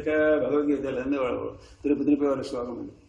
பிறந்தவர்கள் இறந்தே தீரணும், இறந்தவர்கள் திரும்பவும் பிறந்தே ஆகணும். அதனால அத்ருவேஸ்மன் சரீரேது ரக்ஷணீயம் யசஸ்திரம். அதனால சரீரங்கிறது அத்ருவம், நிலையில்லாதது. இதுக்காக நான் யுத்தம் பண்ணாம இருக்க மாட்டேன். யசஸ்தான் முக்கியம், கீர்த்தி தான் முக்கியம் அப்படிங்கிறான். எனவே யுத்தத்துக்கு வந்துட்டான். வந்தவன் இப்ப சொன்னா அம்பாள்கிட்ட, நான் யுத்தம் பண்றேன், நான் ஒத்தந்தான் இருக்கேன் பிரதானமான சேனாதிபதி, நீங்க எத்தனை பேர் இருக்கீங்க? நீ வேற, காளிகா தேவி வேற, அதுல 7 மாத்திரிகைகள், அதுல இன்னும் எத்தனை பேர்? இவ்வளவு பேர் என்னோட யுத்தம் பண்றது நியாயம் இல்லை, நியாய சங்கதமான இருக்கணும் அப்படின்னு. இத்தனை பேர் இருந்தா பெரிய ஜெயிச்சுட்டேன், அவனவதம் பண்ணிட்டேன் பெருமை மார்த்தட்டிக்கிறிய தப்பு அப்படின்னு ஆர்கியூ பண்ணினான் ரொம்ப. அப்ப அம்பாள் சொன்னாள், ஓஹோஹோ, நான் ஒத்திதான் இருக்கேன் பல ரூபங்கள்ங்கிறத புரிஞ்சுக்கல நீ, அதனால நீ கவலைப்பட வேண்டாம், நான் ஒத்தியாவே யுத்தம் பண்றேன். அத்தனை பேரும் எல்லாரையும் அம்பாளுடைய சரீரத்துக்குள்ள அதே வர்ணிக்கிறார் அம்பாள். அத்தனை பேரும் எப்படி அந்த சண்டிகையினுடைய சுரூபத்துக்குள்ள மறைஞ்சு போறாள் அப்படிங்கிறத கண்ணால பாக்குறான் சும்பன். அதுக்கப்புறம் யுத்தம் நடக்கிறது, கடுமையான யுத்தம். அம்பாள் ஒரு பெரிய வாழை எடுத்து சிரச்சேதம் பண்றாள். அந்த சும்பனுடைய கதையானது முடிகிறது. பாக்கி பேர்லாம் பாத்தாளத்துக்கு போறாள். இந்த சும்ப நிசும்ப வதத்துக்கு தனியா ஒரு பலஸ்துதியை சொல்றாரு வியாசர். இதை கேட்டாலே வாங்குகிறாள் அப்படின்னு பலஸ்துதி, தனியான ஒரு பலஸ்துதி சொல்றாரு வியாச பகவான். இப்போ ஜனமேஜயர் ஒரு கேள்வி கேட்கிறார். என்ன கேள்வின்னு கேட்டாக்க, நம்ம மதுகைடபவத சரித்திரம் பார்த்து ரொம்ப நாளா ஆயிடுச்சு. முதல் ஸ்கந்தத்துல பார்த்தோம் மதுகைடபவதம். இப்போ அதுக்கப்புறம் மகிஷாசுரவதமும் இந்த சும்பவதமும் இப்ப பார்த்துட்டு இருக்கோம் பஞ்சமஸ்கந்தத்துல. இது ஜனமேஜயர் கேட்கிறார், இந்த 3 அந்த 1 பிளஸ் இந்த 2 சேர்ந்து யாராவது சிரவணம் பண்ணி அதனால பலன் அடைஞ்சாளா அப்படின்னு கேட்டார். வேடிக்கையான ஒரு கேள்வி. கேனச்சாராதிதா பூர்வம் சரித்திரத்ரய யோகதா, 3 சரித்திரமும் சேர்ந்து சிரவணம் பண்ணி அம்பாளை உபாசனை யாராவது பண்ணினாளா அப்படின்னு கேள்வி கேட்டாலே என்ன அர்த்தம்? அது மாதிரி யாராவது பண்ணிருக்காரு எனக்கு தெரியும்னு அர்த்தம். இல்லாட்டா அது மாதிரி கேள்வி கேட்கக்கூடாது. தெரியாத கேள்வி இல்லை, அப்படித்தான் கேட்க முடியாது இது மாதிரி கேள்வி. அது மாதிரி ஒரு கேள்வி கேட்டார். ஆமாம், அது மாதிரி அவர் நடந்தது அப்படின்னு அவர் சொல்லணுங்கிறது அவர் வாக்கால், வேத பகவானுடைய வாக்குனால. எப்பவும் பெரியவாளுடைய வாக்குனால நம்ம தெரிஞ்சிருந்தா கூட பெரியவாளுடைய வாக்குனால அது கேட்கிற போது அதுக்கு பலம் ஜாஸ்தி. அதனால நான் சத்சங்கம்னு ஒன்று வச்சிருக்கு. இப்போ எல்லாருக்கும் ராமாயணம் தெரியும். எத்தனை பேரும் நம்ம ராமாயணம் போய் கேட்கறோம்? தெரியாமையா கேட்கறோம்? கிருஷ்ண சரித்திரம் எல்லாருக்கும் தெரியும். ஸ்ரீமத் பாகவதம் எப்ப பார்த்தாலும் எல்லாரும் சொல்லிட்டே இருக்காங்க. ஏன் கேட்கறோம்? அதனாலதான் பெரியவாளுடைய வாக்குனால திருப்பி கேட்கும்பொழுது அதுக்கு பலமானது ஜாஸ்தியா இருந்தது அப்படிங்கிறதுனால இவர் கேட்கிறார். அப்போ வியாச பகவான் சொல்றார், சாரோவசிஷ மன்வந்தரம், பழைய மன்வந்தரம். அந்த மன்வந்தரத்துல சுரதன் அப்படின்னு ஒரு ராஜா இருந்தான். அப்போ அந்த மன்வந்தரத்திலேயே அதர்மம் எப்படி தலையெடுத்துடுத்துன்னு பாருங்க. அப்ப என்ன ஆயிடுத்து, இவனுடைய மந்திரிகள்லாம் எதிர்கட்சியோட சேர்ந்து எதிராளியோட சேர்ந்து இவனை விரட்டி விட்டுட்டான். இந்த சுரதனை நாடு கடத்தி விட்டாள். இன்னொரு எதிர்த்த கட்சியை சேர்ந்த ஒருத்தவன் ராஜா ஆயிட்டான். குடும்பத்தை விட்டுட்டு ஏகாக்கியாக ஓடி வந்துட்டான். இந்த சுரதன் பெத்தையம்பழச்சேன்னு ஓடி வர முடியாது. எல்லாத்தையும் விட்டுட்டான், தனியா வந்துட்டான். காட்டுக்கு வந்துட்டான். காட்டுல மேதஸ் அப்படிங்கிற ஒரு ரிஷி, அந்த ரிஷியை போய் தரிசனம் பண்றான். மேதஸ் ரிஷியானவர் அடைக்கலம் கொடுக்கிறார். நீ கவலைப்பட வேண்டாம், என்னுடைய ஆசிரமத்திலே தங்கின்றது, நல்ல காலம் வரவரையும் அப்படின்னு சொன்னார். அப்படி பேசிட்டே இருக்கும் பொழுது இன்னொரு வைஷ்யன் வரான். அவன் பேரு சமாதி அப்படின்னு பேரு. இந்த பேருக்கு ரொம்ப முக்கியத்துவம் இருக்காது, பின்னால பார்க்க போறோம். நம்ம சமாதிங்கிற வைஷ்யன் ஆனவன் அங்க இருந்து வரான். மேதஸ்க்கு நமஸ்காரம் பண்றான் அந்த ரிஷிக்கு. என்ன விஷயம்னு கேட்கிறார். அவன் இதே மாதிரி ஒரு கதையை சொல்றான். நான் வியாபாரத்துல பெரிய பணக்காரனா இருந்தேன், ஆனா என்ன காரணம்னு தெரியல, என்னுடைய குடும்பமே எனக்கு எதிராக போயிட்டாள். என்னை சேர்ந்தவர்களுக்கு தானே பார்த்தோம், யாரு சகான்னு சொல்லிட்டு சகாவனுடைய ரெபரேஷன் பேர பார்த்தோம். அது இப்போ இந்த சரித்திரத்திலே வருது. எல்லாரும் என்னை சேர்ந்தவர்கள் எல்லாரும் என்னை கைவிட்டுட்டாள், எனக்கு கத்தியே இல்லாம போயிடுத்து, என்னை விரட்டி விட்டுவிட்டாள், என்னுடைய நகரத்தை விட்டே விரட்டி விட்டாள். நான் இந்த வனத்துல தான் எனக்கு இடம் கிடைச்சது, அதனால ஓடி வந்தேன், உங்களை பார்த்தேன், அதனால எனக்கு மனசு சாந்தி கிடைக்கிறது உங்களை பார்த்து மாத்திரத்திலேயே, அதனால எங்க ஆசிரமத்துக்கு வந்திருக்கேன். அப்படியே அதில் மாத்திரம் அதே மாதிரி கதையை சொல்லிட்டு தான் வந்திருக்கான் இந்த சுரசனம் அப்படின்னு சொல்லி. உட்காரு அப்படின்னா 2 பேரும் உட்காந்து வச்சார். எங்களுக்கெல்லாம் என்ன கத்தின்னு கேட்டா 2 பேரும் சேர்ந்து. அப்பதான் சொன்னார், அவர் அம்பாளுடைய பெருமையெல்லாம் ரொம்ப விஸ்தாரமா பேசுறார் அந்த மேதஸ் ரிஷி. அப்போ விஸ்தாரமா பேசும் பொழுது ஏன் இப்படி ஆச்சுன்னு கேட்கிறாவா. எனக்கு அது கர்மபலன், ஏன் இப்படி ஆச்சுங்கிறதுக்கு பதில் ஒரே பதில் தான், கர்மபலன் தான். அது சரி, கர்மபலன் சரி இருந்தாலும் என்னோட கூட இருந்தவாள்லாம் என்ன எதுக்காக குழிப்பறிச்சாளுங்கிறது எனக்கு புரியலையே திருப்பி திருப்பி கேட்கிறாவா. ஏன்னா அது நம்ப முடியாம இருக்கவாளுக்கு இல்லையா, அப்படி ஒரு ஷாக். அதனால என்ன சொன்னாலும் அது புரியாம ஒரு புதிரா இருந்துருக்கு அவளுக்கு. அப்ப அவர் சொன்னார், ஞானினாமபி ஜெயதாம்சி மோகயத்யனி சம்பிசா. அம்பாளுடைய காரியம் தான் அதுவும், அவளுடைய குழிப்பறித்தலும் அம்பாளுடைய காரியம் தான். அது ஒரு மாயை. ஞானிகளுடைய மனசே சில சமயம் மோகிக்கும்படி பண்ணி விடுறாள் அம்பாள். அப்ப சாதாரண ஜனங்களுடைய மனம் மோகிக்கிறதுல என்ன ஆச்சரியம் இருக்கு.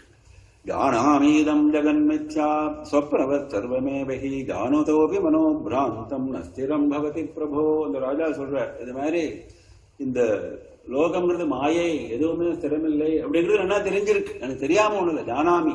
ஆனாலும் இவாள்லாம் என்னோட கூட இருந்தவாளே இப்படி குழிப்பறிச்ச உடனே எனக்கு அந்த என்னுடைய மனசுல ஒரு ஸ்திர புத்தியே இல்லாம பிராந்தி மாதிரி ஆயிடுத்து அப்படிங்க. அப்பதான் திருப்பி திருப்பி சொல்றாரு அவர், ஞானினாமபி சேதாம்சி பரமா பிரகிருதி கில பலாத் ஆகிருஷ்யமோகாய பிரயச்சதி மஹீபதே. இதே மாதிரி ஸ்லோகம் இதுலயும் இருக்கு இந்த தேவி மகாத்மா. கொஞ்சம் வித்தியாசம்.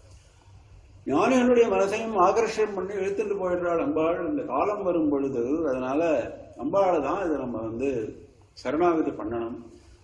இப்ப ஏன் ஆட்சியல்னு கேட்கறத விட மேற்கொண்டு என்ன பண்ணணும்னு யோசிக்கிறது தான் புத்திசாலித்தனம். அதனால ஏன் ஆட்சிங்கிறது காரணம் நம்மளால கண்டுபிடிக்க முடியாது. அதனால இப்ப நீ பண்ண வேண்டியது அம்பாளை உபாசனை பண்ணு அப்படின்னு. என்ன உபாசனை பண்ண, எப்படி பண்ணணும் அதெல்லாம் விஸ்தாரமா சொல்லி கொடுத்தாரு. அம்பாளுடைய பிரதிமையை ஒண்ணும் உண்டு பண்ணிக்கோ, மணல்னாலேயே பண்றாவா, நதிக்கரையில போய் மணல்னாலேயே பண்றாவா, 2 பேரும் சேர்ந்து அம்பாளை பூஜை பண்றாள். அதெல்லாம் சொல்லி கொடுக்குறாரு அவர் எப்படி பண்ணணும். நவாட்சரி மந்திரத்தை உபதேசம் பண்ணுங்கோ அப்படின்னு சொல்றாள் அவள். அதே போல நவாட்சரி மந்திரத்தை உபதேசம் பண்றார் அவர். அந்த மந்திரத்தை சொல்லி அவள் எல்லாம் பூஜை பண்றாள், விஸ்தாரமான பூஜை பண்றாள். தபஸ் பண்றாள், உபவாசம் இருக்காள், இப்படி எல்லாம் ரொம்ப கடுமையான ஒரு உபாசனையை பண்ணிட்டு போறாள் இந்த ராஜாவும் வைஷ்யனும். அப்படி கிளம்ப போறதுக்கு முன்னால, பூஜையை ஆரம்பிக்கிறதுக்கு முன்னால பல ஸ்லோகங்கள்ல மேதஸ் ரிஷிக்கு தன்னுடைய கிருத்தஜ்ஞத்தை தெரிவிச்சுக்கிறாள். அதுதான் ரொம்ப ஆச்சரியம். ஏதோ வந்தோம், ஏதோ அரைவரையா அவர் ஏதோ சொன்னார் அப்படின்னு இல்லாமல் இவாளுடைய பிரச்சனைகளை எல்லாம் ஏதோ தன்னுடைய பிரச்சனைகளை போல எடுத்துட்டு இவாளுக்கு அடைக்கலம் சொல்லி, தேவியினுடைய பெருமைகளை எல்லாம் சொல்லி, உபாசனம் விதியெல்லாம் சொல்லி, நவாட்சர மந்திரத்தையும் உபதேசம் பண்ணிவிட்டார் அப்படின்னு ஒண்ணு சந்தோஷம் தாங்கல. அவன் சொல்றாள், பகவன் பகவன் கூப்பிடுறாங்க இந்த ரிஷியை பார்த்து. பகவன் பாவிதாவத்திய சாந்தோதி நௌசிகான்விதோ, எங்களை காப்பாத்தினே காப்பாத்தினே. தபசோக்த சரஸ்வத்யா கங்கையே பகீரதா, பகீரதனுக்கு கங்கை கிடைச்ச உடனே எப்படி ஒரு ஆனந்தம் இருந்திருக்குமோ, அது சரியான உதாரணம் பாருங்க. பகீரதனுக்கு கங்கை கிடைச்சா பேர் எப்படி கஷ்டப்பட்டான் பகீரதன்.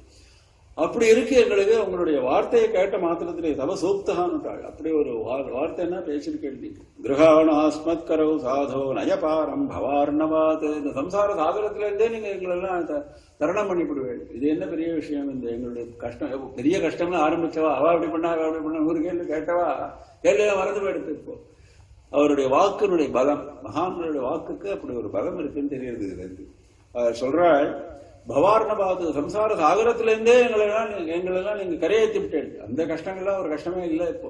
அதனால தேவியை நாங்க உபாசனை பண்றோம் அப்படின்னு சொல்லிட்டு ஒரு வருஷம், முதல் வருஷம் வெறும் பழத்தை மாத்திரம் ஆகாரம் பண்ணி தியான மதினாளாக இருந்துருக்காள். 2வது வருஷம் சுஷ்க பர்ணாசனம், அதாவது காய்ந்த இலை, அது மாத்திரம் சாப்பிட்டு இருக்காள். அப்படி 2வது வருஷம் முடிகிற பொழுது சொப்பனத்தில் தேவியானவள் தரிசனம் கொடுக்கிறாள். அம்பாள் சுயம் வந்து தரிசனம் கொடுக்கிறாள் சொப்பனத்துல.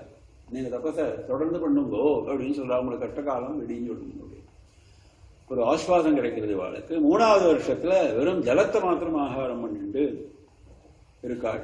அப்படியும் 3 வருஷம் ஆயிடுத்து, அம்பாள் தரிசனம் கிடைக்கல அப்படின்னு உடனே ஒரு பெரிய அக்னியை மூட்டி அதுல பிராண விட்டு விடுறதுன்னு முடிவு பண்றாள். தன்னுடைய சரீரத்திலாம் வெட்ட ஆரம்பிக்கிறாள். அப்ப அம்பாளா பிரத்யட்சமா வந்து தரிசனம் கொடுத்து என்ன வேணும்னு கேட்டாள். என்ன வேணும்னு கேட்ட பொழுது இவர் 2 பேரும் சொன்ன பதில் தான் ரொம்ப ஆச்சரியமானது.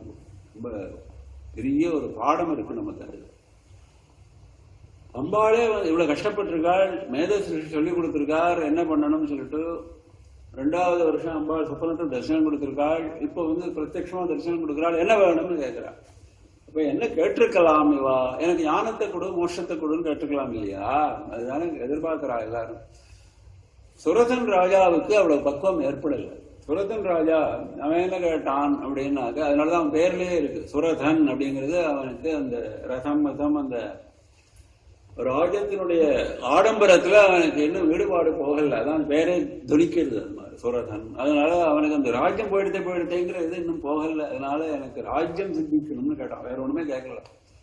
பழைய ராஜ்யம் எனக்கு சித்திக்கணும்னு சிரிச்சாளம்பாள். அது வந்து கிடைச்செடுத்து, என்னுடைய தரிசனம் மாத்திரேனா அது கிடைச்செடுத்து, இருந்தாலும் உனக்கு கேட்க தெரியல. அதனால அந்த ராஜ்யத்தை நீ நல்லபடியாக ஆண்டுட்டு 10,000 வருஷம் ராஜ்யத்தை ஆண்ட பிறகு அடுத்த மனுவாக கேட்கவே இல்லை. அம்பாளுடைய கிருப்பை அப்படி இருக்கு. கேட்காத ஒன்றை கொடுக்கிறாள் அம்பாள். அடுத்த மனுவாக, மனுதான் எல்லாத்தையோட பெரிய ராஜா பார்த்துட்டோம் ஏற்கனவே. மனுவுக்கு மேல ராஜா கிடையாது, மனுவுக்கு மேல தேவேந்திரன் தான். அது அடுத்த மனுவாக சாவரணி மனுன்னு பேரு, சூரிய சாவரணி மனு. அடுத்த சூரிய சாவரணி மனுவாக நீ ஆவாய். இன்னும் வரல அந்த மனு. அந்த மனுவனுடைய இது வந்து பழைய மன்வந்திரத்துல வந்ததுனால இதெல்லாம் நடந்து போன கதை. இது மாதிரி 14 மனுக்கள் திருப்பி வரா இல்லையா? இப்ப நடந்துட்டு இருக்கிற இதுல வைவஸ்வத மனுக்கு அப்புறம் சூரிய சாவரணி மனு வரப்போறாரு. அப்போ வந்து அது மாதிரி அனுகிரகம் பண்ணினாள். வைஷ்ணவ பதில் கேட்டாள், உனக்கு என்ன வேணும்? அவன் கேட்டான். அவன் பேர் சமாதி. சமாதிங்கிறது ஞானத்தை குறிக்கிறது இல்லையா? அதனால அவனுக்கு இந்த பணத்திலேயோ தனக்கு போன நஷ்டத்திலேயோ கொஞ்சம் கூட ஈடுபாடே இல்லை. இப்போ எல்லாம் போயிடுத்து அவனை விட்டு. பரம வைராக்கியம் வந்துடுத்து. அவன் சொல்றான், ஞானம் மே தேகி விஷதம் மோக்ஷதம் பந்தநாசனம். மோட்சத்தை கொடுக்கக்கூடியது, பந்தனை எல்லாம் போக்கக்கூடிய ஞானத்தை எனக்கு நீ அனுகிரகம் பண்ணு அப்படின்னு. சர்வசங்க விச்சுதி காரணம்னு சொல்லியிருக்கு இதுல தேவி மகத்துக்கு. இதே விஷயத்துல எல்லா சங்கமும் போகணும் எனக்கு, அப்பேற்பட்ட ஞானத்தை கொடு அப்படின்னு. உடனே தந்தேன்னாளம்பாள். அடுத்த க்ஷணம் அவன் ஞானி ஆகிட்டான். அடுத்த க்ஷணம் மோட்சம் சிந்திச்சுடுத்தவள் வைஷ்யனுக்கு. இதான் அவளுடைய ஆராதனைக்கு பலப்பிராப்தி கிடைச்சிருத்து அப்படின்னு சொல்லி வியாச பகவான் இந்த கதையை சொல்லி ரொம்ப சந்தோஷப்படுறார். பாருங்க, 3 வருஷம் தேவியை ஆராதனை பண்ணினா அவ 2 பேரும். அப்போ இந்த 3 சரித்திரத்துக்கும் இப்ப சொன்ன கதைக்கும் என்ன சம்பந்தம் அப்படின்னாக்க அதுலதான் விஷயமே இருக்கு. அந்த தேவியை உபாசனை பண்ணுங்கோ அப்படின்னு சொன்னார் இல்லையா மேதஸ் ரிஷி, அதுக்கு முன்னாடி அவளை உட்காந்து வச்சு தேவி மகாத்மத்தை சொன்னார் அவர். தேவி மகாத்மங்கிறது தான் இந்த 3 பேருடைய சரித்திரம். இந்த 3 சரித்திரங்கள், இந்த மதுகேடுப சரித்திரம், மகிஷாசுரமர்தன சரித்திரம், சும்ப வத சரித்திரம், இந்த 3ஐயும் சொல்லி அதாவது அவளுக்கு தேவி பக்தியை உண்டாகும்படி பண்ணிவிட்டார் அவர். விருண தேவ உபாசனை பண்ணுங்கோ அப்படின்னு சொன்னா அவளுக்கு அதுல ஈடுபாடு ஏற்படுமோ ஏற்படாதுங்கிற காரணத்தினால இந்த 3 சரித்திரத்தையும் விஸ்தாரமாக 700 ஸ்லோகங்கள் இருக்கு தேவி மகாத்மத்துக்கு. அதை சொல்லி அவளுக்கு பக்தியை உண்டாகும்படி பண்ணி அப்புறம் தான் பூஜைக்கு அனுப்பிச்சார் அவர். அதுதான் இப்ப யாத பகவான் சொல்றார். அதனால தேவியினுடைய ஆராதனையானது ரொம்பவே விசேஷமாக பண்ணிவிட்டாள் அவள், அதனுடைய பலன் கிடைச்சிருத்து அப்படிங்கிறாள். இப்ப இந்த 3 சரித்திரத்திலேயே என்ன இவ்வளவு விசேஷம் அப்படின்னு கேட்டாக்க, அதையும் தனியா அதை மாத்திரம் எடுத்து தேவி மகத்துவம் சொன்னால் எங்கேயும் அதுக்கு தனியாக ஒரு மகத்துவம் கொடுத்திருக்காளே தேவி பாகவதத்திலையும் அப்படின்னாக்க அதுல நிறைய ரகசியங்கள் இருக்கு இந்த 3 சரித்திரத்திலையும். முதல் சரித்திரம் மகா காளியினுடைய சரித்திரம். மகா காளிங்கிறது தமஸை பிரதானமாக கொண்ட தேவதை. அங்க மகாவிஷ்ணுவானவர் தூங்கிட்டு இருந்தார். தூக்கம்ங்கிறது தமஸ். அதனால அந்த தமசை போக்கக்கூடிய சக்தி உடைய அம்பாள் அங்கு ஆவிர்பவிச்சு தமசை போக்கும்படி செய்தாள். அதாவது இந்த மதுகைடபர்கள் 2 பேரும் தமசையே பிரதானமாக கொண்டவர். தமஸ்ங்கிறது என்னன்னு கேட்டால் காரணம் இல்லாமல் படத்தார் ஹிம்சை பண்றது தமஸினுடைய அடிப்படையான லட்சணம். ஒரு காரணமும் இல்லை, அப்படிதானே பண்ணாவா? அங்கேருந்து பிரம்மாவை அடிக்க வரேன்னு சொல்லிட்டு வந்தார் காரணம் இல்லாமல். அப்போ அந்த தமோகுணத்தை போக்கும்படியாக இந்த தமோகுண தேவதையாக மகா காளியானவள் வந்தாள். அடுத்தது மகிஷாசுரன். மகிஷாசுரன்ல அவன் ஆசையம் பட்டான் அந்த அம்பாளை அடையணும்னு சொல்லி. அதனால ரஜோகுணம், ஆசை காமம்ங்கிறது ரஜோகுணம். தமசுங்கிறது அவள்கிட்ட எப்பவுமே இருக்கக்கூடிய அசுர சம்பத்து அது. அதனால இந்த ரஜோ தமோகுண நிவத்தி, ராஜ்ய காமம் ஸ்திரீ காமம் 2 இருந்தது அவன்கிட்ட. அதனால இப்ப பலமா எடுத்து சத்ருவானவன் பலவானாக இருக்கான் அப்படிங்கிறதுனால பல சக்திகள் சேர்ந்து அந்த சத்ருவை அடிக்கிறதுக்கு. அதனாலதான் அந்த அம்பாளுடைய சுரூபமானது எல்லா தேவர்களுடைய தேஜஸும் சேர்ந்து வந்தது. அப்படி நம்ம சத்ரு பலவானாக இருந்தால் நாம நம்மளுடைய சாத்வீகமான சக்திகளை ஒன்று திரட்டியாகணும். அம்பாளுடைய விசேஷமான அனுகிரகத்தை நாம தேடியாகணுங்கிறத காமிக்கிறது 2வது சரித்திரம். அதுலயும் இந்த மகிஷனானவன் பல ரூபங்களை எடுத்துட்டு வரான். கடைசி வரையில மகிஷவதம் அவ்வளவு சுலபமா நடக்கல. ரொம்ப நாள் ஆச்சு மகிஷனுடைய யுத்தம். அதாவது இந்த ரஜோ தமோ குணங்களை நஷ்டம் பண்றது அவ்வளவு சுலபம் இல்லை. அதுவும் மனுஷனுடைய பலமில்லாத, அதுவும் கலியில பலமே இல்லை மனுஷனுக்கு, மனோபலமே இல்லாத ஒரு காலத்துல நாம அம்பாளுடைய கிருப்பை இல்லாமல் இந்த ரஜோ தமோ குணங்களை விரட்ட முடியாது அப்படின்னு சொல்றதுதான் மகிஷாசுரனுடைய தாத்பரியம். சும்ப நிசும்பவதம் இன்னும் ஜாஸ்தியா போயிடுது. இந்த ரஜோதமோ குணங்கள் இன்னும் பலபடி ஜாஸ்தியாயிடுது. ரக்தவேதனுடைய சரித்திரம் அதுதான். நம்ம இந்த காமம்ங்கிறது பல ரூபங்களை எடுத்து, அதான் ஒரு காமம் போனா 10 காமம் ஆயிட்டு அது காமிக்கிறாரு. ஒரு ரத்தபீஜம் தான் இருந்தா அந்த யுத்த பூமி முழுத்த ரத்தபீஜர்களாக ஆயிட்டாள். ஆரம்பத்துல சின்னதாக ஒரு காமம், அந்த காமத்தை பூர்த்தி பண்றதுங்கிறது நடக்காது. காமம்னாக்க எந்த ஆசையும் காமம் தான். அதனால காமத்தை பூர்த்தி பண்ணினான் அப்படிங்கிறது கிடையாது. சாஸ்திரமே சொல்றது, எப்படி அக்னியில நெய்யை விட்டு இருந்தோமானால் அந்த அக்னியானது பிரஜ்வாலமாயி மேல மேலே எரிஞ்சுட்டு இருக்கோ, அது போலதான் காம பூர்த்திங்கிறது. அக்னிக்கு நெய் மாறி காம பூர்த்திங்கிறது. காம பூர்த்தியா இருக்குன்னு கிடையாது. காம பூர்த்தி ஆயிடுதுன்னாக்க காமம் விருத்தியா இருக்குன்னு அர்த்தம். அடுத்த காமம் காத்துன்னு இருக்கு, அதை பூர்த்தி ஆகணும்னா அதோட இப்படி இந்த செயினுக்கு முடிவே கிடையாது. காமத்தை அடக்குதல், அதனால இந்திரிய நிகிரகம்னு சொல்லியிருக்கு சாஸ்திரம். காமத்தை பூர்த்தி பண்ணு சொல்லுது. அதுதான் இந்த ரக்தவேக சரித்திரத்தினுடைய. அதனால தத்துவ குணத்தை நாமெல்லாம் வளர்த்துட்டு ரஜோதமோ குணங்களை எவ்வளவுக்கு குறைக்க முடியும். வாசனா பலம், காம பலம், இதெல்லாம் ரொம்பவுமே சூக்ஷ்மமாக இருக்குங்கிறது காமிக்கிறார் ரக்தவேக சரித்திரத்தின் மூலமாக. இந்த சுரதனம் சமாதியும் பேர் பொருத்தத்தை நம்ம பார்த்தோம். அவளுக்கு அமைஞ்ச குருவும் அதே மாதிரி மேதஸ்னு போட்டார். அதனாலதான் மேதஸ்னாக்க மேதாசக்தி, புத்தி சக்தி. மேதஸ்னாக புத்தியை தக்க வைக்கக்கூடிய சக்திக்கு மேதஸ்னு பேர். அதனால மேதா சூத்தம்னு ஒண்ணு இருக்கு. நம்ம எல்லாம் படிக்கிறோம், நிறைய உபன்யாசம் கேட்கிறோம், நிறைய விஷயங்களை பத்தி ஆலோசனை பண்றோம், எல்லாம் மறந்து போயிடுறோம். அப்படி மறக்காமல் சமயத்துல ஆச்சரணத்துக்கு கொண்டு வரத்துக்கு நமக்கு ஞாபகம் ஸ்மிருதி தான் முக்கியம். ஒரு பெரிய கஷ்டம் வரும் பொழுது தர்மத்தை கைவிட தோன்றது நமக்கு. அப்படி கைவிட தோணாமல் அந்த தர்மத்தினுடைய ஸ்மிருதி வலுவாக இருந்து நம்ம காப்பாற்றணும் அப்படிங்கிற நமக்கு அந்த பிரஜை வரணும் இல்லையா? அந்த பிரஜைக்கு பேர் தான் மேதா. அதுதான் மேதஸ். அவர் அந்த ரிஷிக்கு பேரே மேதஸா இருக்கு. அப்படி அந்த சரித்திர திரயத்தை பூர்த்தி பண்றார் வியாச பகவான். அடுத்தபடியாக விருத்ரபதம் அப்படிங்கிற விஷயத்தை எடுத்துக்கிறார் வியாச பகவான். ஜனமேஜயருக்கு அடுத்த சரித்திரம் விருத்ரபதம். விருத்ரங்கிறது யாரு அப்படின்னு அவன் எதுக்காக வதம் பண்ண வேண்டிய ஆச்சு அப்படின்னு கேட்டா அது ஒரு பெரிய கதை. துவஷ்டான ஒரு பிரஜாபதி இருந்தார். அந்த துவஷ்டா பிரஜாபதிக்கு தேவேந்திரன் பேர்ல ஒரு விரோதம், காரணம் இல்லாமல் ஏதோ ஒரு விரோதம். அதனால அவர் என்ன பண்ணினார், இந்த தேவேந்திரன் ஒழிக்கணும் அப்படின்னு சொல்லிட்டு ஒரு புத்திரன் உண்டு பண்ணணும்னு சொல்லிட்டு விஸ்வரூபன் அப்படின்னு ஒரு புத்திரனை உண்டு பண்ணினார் தன்னுடைய தபோ சக்தியினால. அப்போ இந்த விஸ்வரூபனை வர்ணிக்கிறார் வியாச பகவான். வேதானேகேன தோதீதே சுராம்சைகேன சோபிபத். ரொம்ப ஆச்சரியமான புருஷன் இந்த விஸ்வரூபன். அவனுக்கு 3 சிரஸ், அவனுக்கு பேரு திரிசிரஸ்னு பேரு. 3 தலை அவனுக்கு. ஒரு தலையினாலே வேதத்தை சொல்லிட்டே இருப்பான் எப்ப பார்த்தாலும். இன்னொரு தலையினாலே முகத்தினாலே அவன் சுராபானம் பண்ணிட்டே இருப்பான். அப்படி ஒரு ஆச்சரியம். 3வது தலையினாலே திருத்தீயேன திச சர்வா யுகபட்ச நிரீக்ஷதே. 3வது தலையினாலே எல்லாத்தையும் பார்த்துட்டே இருப்பான். வேதாத்தியனம், சுராபானம், எல்லாத்தையும் பார்த்தல் அப்படின்னு 3 காரியத்தை ஒரே சமயத்தில் பண்ணக்கூடிய சக்தியானது அவனுக்கு இருந்துருந்தது இந்த விஸ்வரூபனுக்கு. ஏற்கனவே இந்த சக்தி இருக்கு. அவன் கடுமையான தபஸ் பண்ணினான். பஞ்சாக்னி மத்தியில தபஸ் இருக்கு, கடுமையான தபஸ். 4 பக்கமும் அக்னியை மூட்டி மேல சூரியன் கடுமையாக தகிக்கும் பொழுது பண்ணக்கூடிய தபஸுக்கு பேரு பஞ்சாக்னி தபஸ்னு பேரு. உஷ்ண காலத்துல, கிரீஷ்ம காலத்துல இதை பஞ்சாக்னி தபஸ் பண்றான். குளிர் காலத்துல கடுமையான குளிர்ல நல்ல குளிர் பிரதேசமாக பார்த்து ஹிமாச்சலத்தினுடைய உச்சியில போய் உட்காந்து தபஸ் பண்றான். இந்த ஜலத்தினுடைய மத்தியில போய் தபஸ் பண்றான் குளிர்காலத்துல. இப்படிலாம் தபஸ் பண்ண உடனே இந்திரன் பயப்படத்தானே பயப்படுவான். ஏற்கனவே இந்திரனுக்கு விரோதமாக இந்த விஸ்வரூபனுடைய ஜனனமே ஏற்பட்டிருக்கு.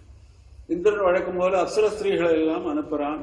ஆனா விஸ்வரூபன் அவனுடைய தபஸ்ல இருந்து கொஞ்சம் கூட விச்சலனமே ஆகலையா. ஆச்சரியமா இருந்ததான்.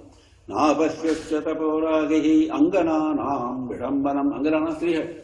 ஸ்திரீகளுடைய ஹாவபாவங்களை எல்லாம் கண்ணாலேயே பார்க்கலையாம். இந்திரியாணி வசியை கிருத்வா மூகாந்த பதிரஸ்திதா. எப்படி இருந்தான்? மூக்கன் அந்தன் பதிரன். மூக்கன்னா வாய் பேசாதவன், அந்தன்னா கண்ணு குருடானவன், பதிரன்னா காடு கேட்காத செவிடு. அவன் குருடனாகவும் செவிடனாகவும் ஊமையாகவும் இருந்தான். அப்படி எல்லா இந்திரியங்களையும் அடக்கி கொண்டு இருந்தான். அப்சரசுலாம் தோத்து போயிட்டா திரும்பி போயிட்டான் இந்திரன். இப்ப இந்திரன் பார்த்தான் நம்ம சுயம் போகணும் போல இருக்கு.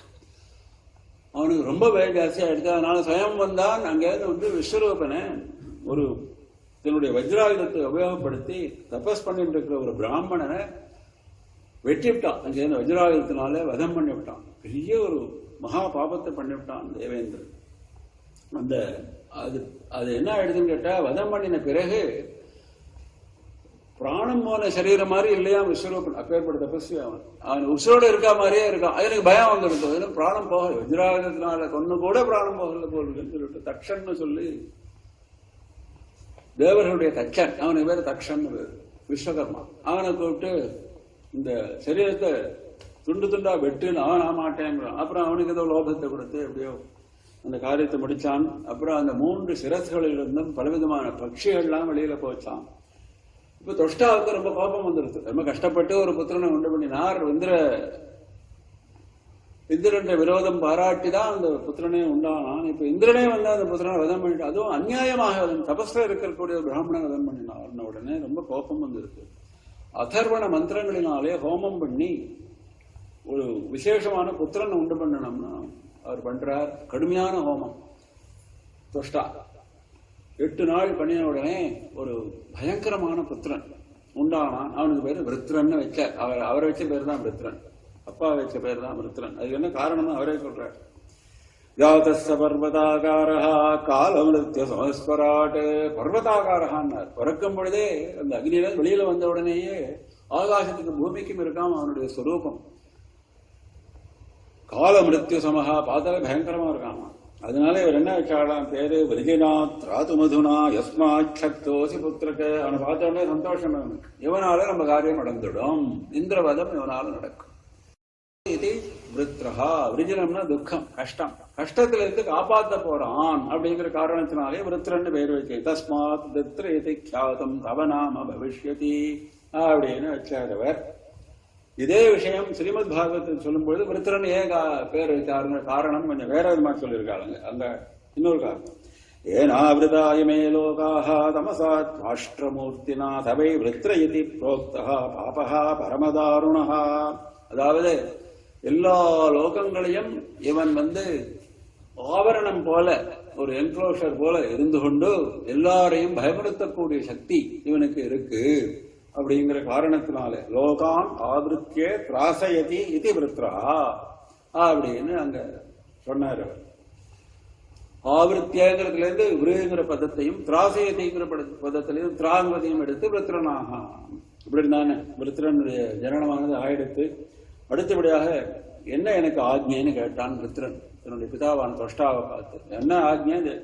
இந்திரன் தான் நமக்கு சத்ரு, அவன்கிட்ட போய் நீ யுத்தம் பண்ணு அப்படின்னார். உடனே இந்திரன் அடுத்த க்ஷணம் சொர்க்கலோகத்துக்கு கிளம்புறான் இந்திரனோட யுத்தம் பண்றதுக்காக. பார்த்தான் இந்திரன் பிரகஸ்பதி பகவான்கிட்ட போய் கேட்டான், இது மாதிரி விருத்ரன் வரான்னு தெரியுது, என்ன பண்ணலாம் என்ன பண்ணலாம். இப்போ கேட்டா என்ன அர்த்தம்? அப்போ இந்த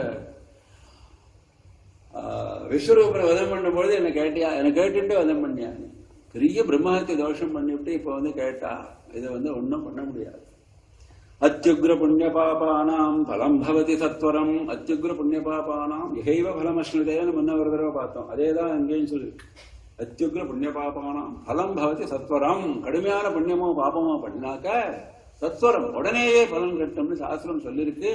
நீ மகாபாவத்தை பண்ணிட்ட, என்னால ஒண்ணும் பண்ண முடியாது அப்படின்னு கை மாதிரி நேரடியா கைவிட்டது முதல் தடவை. எப்பவும் ஏதாவது அரைகுறையாக வாழ்ந்து சொல்லுவார், வேதாந்த வாழ்ந்து சொல்லுவார். இப்ப அவருக்கே ரொம்ப கோபம் வந்துருது, ஏன்னா பெரிய பிரம்மாத்த தோஷம் வந்துருது அப்படின்னு சொல்லிட்டு விருத்திரனுக்கும் இந்திரனுக்கும் கடுமையான யுத்தம் நடக்கிறது. எல்லா தேவர் 100 வருஷ காலம் யுத்தம் நடக்கிறது. எல்லா தேவர்களும் ஓட்டம் பிடித்தார்கள்.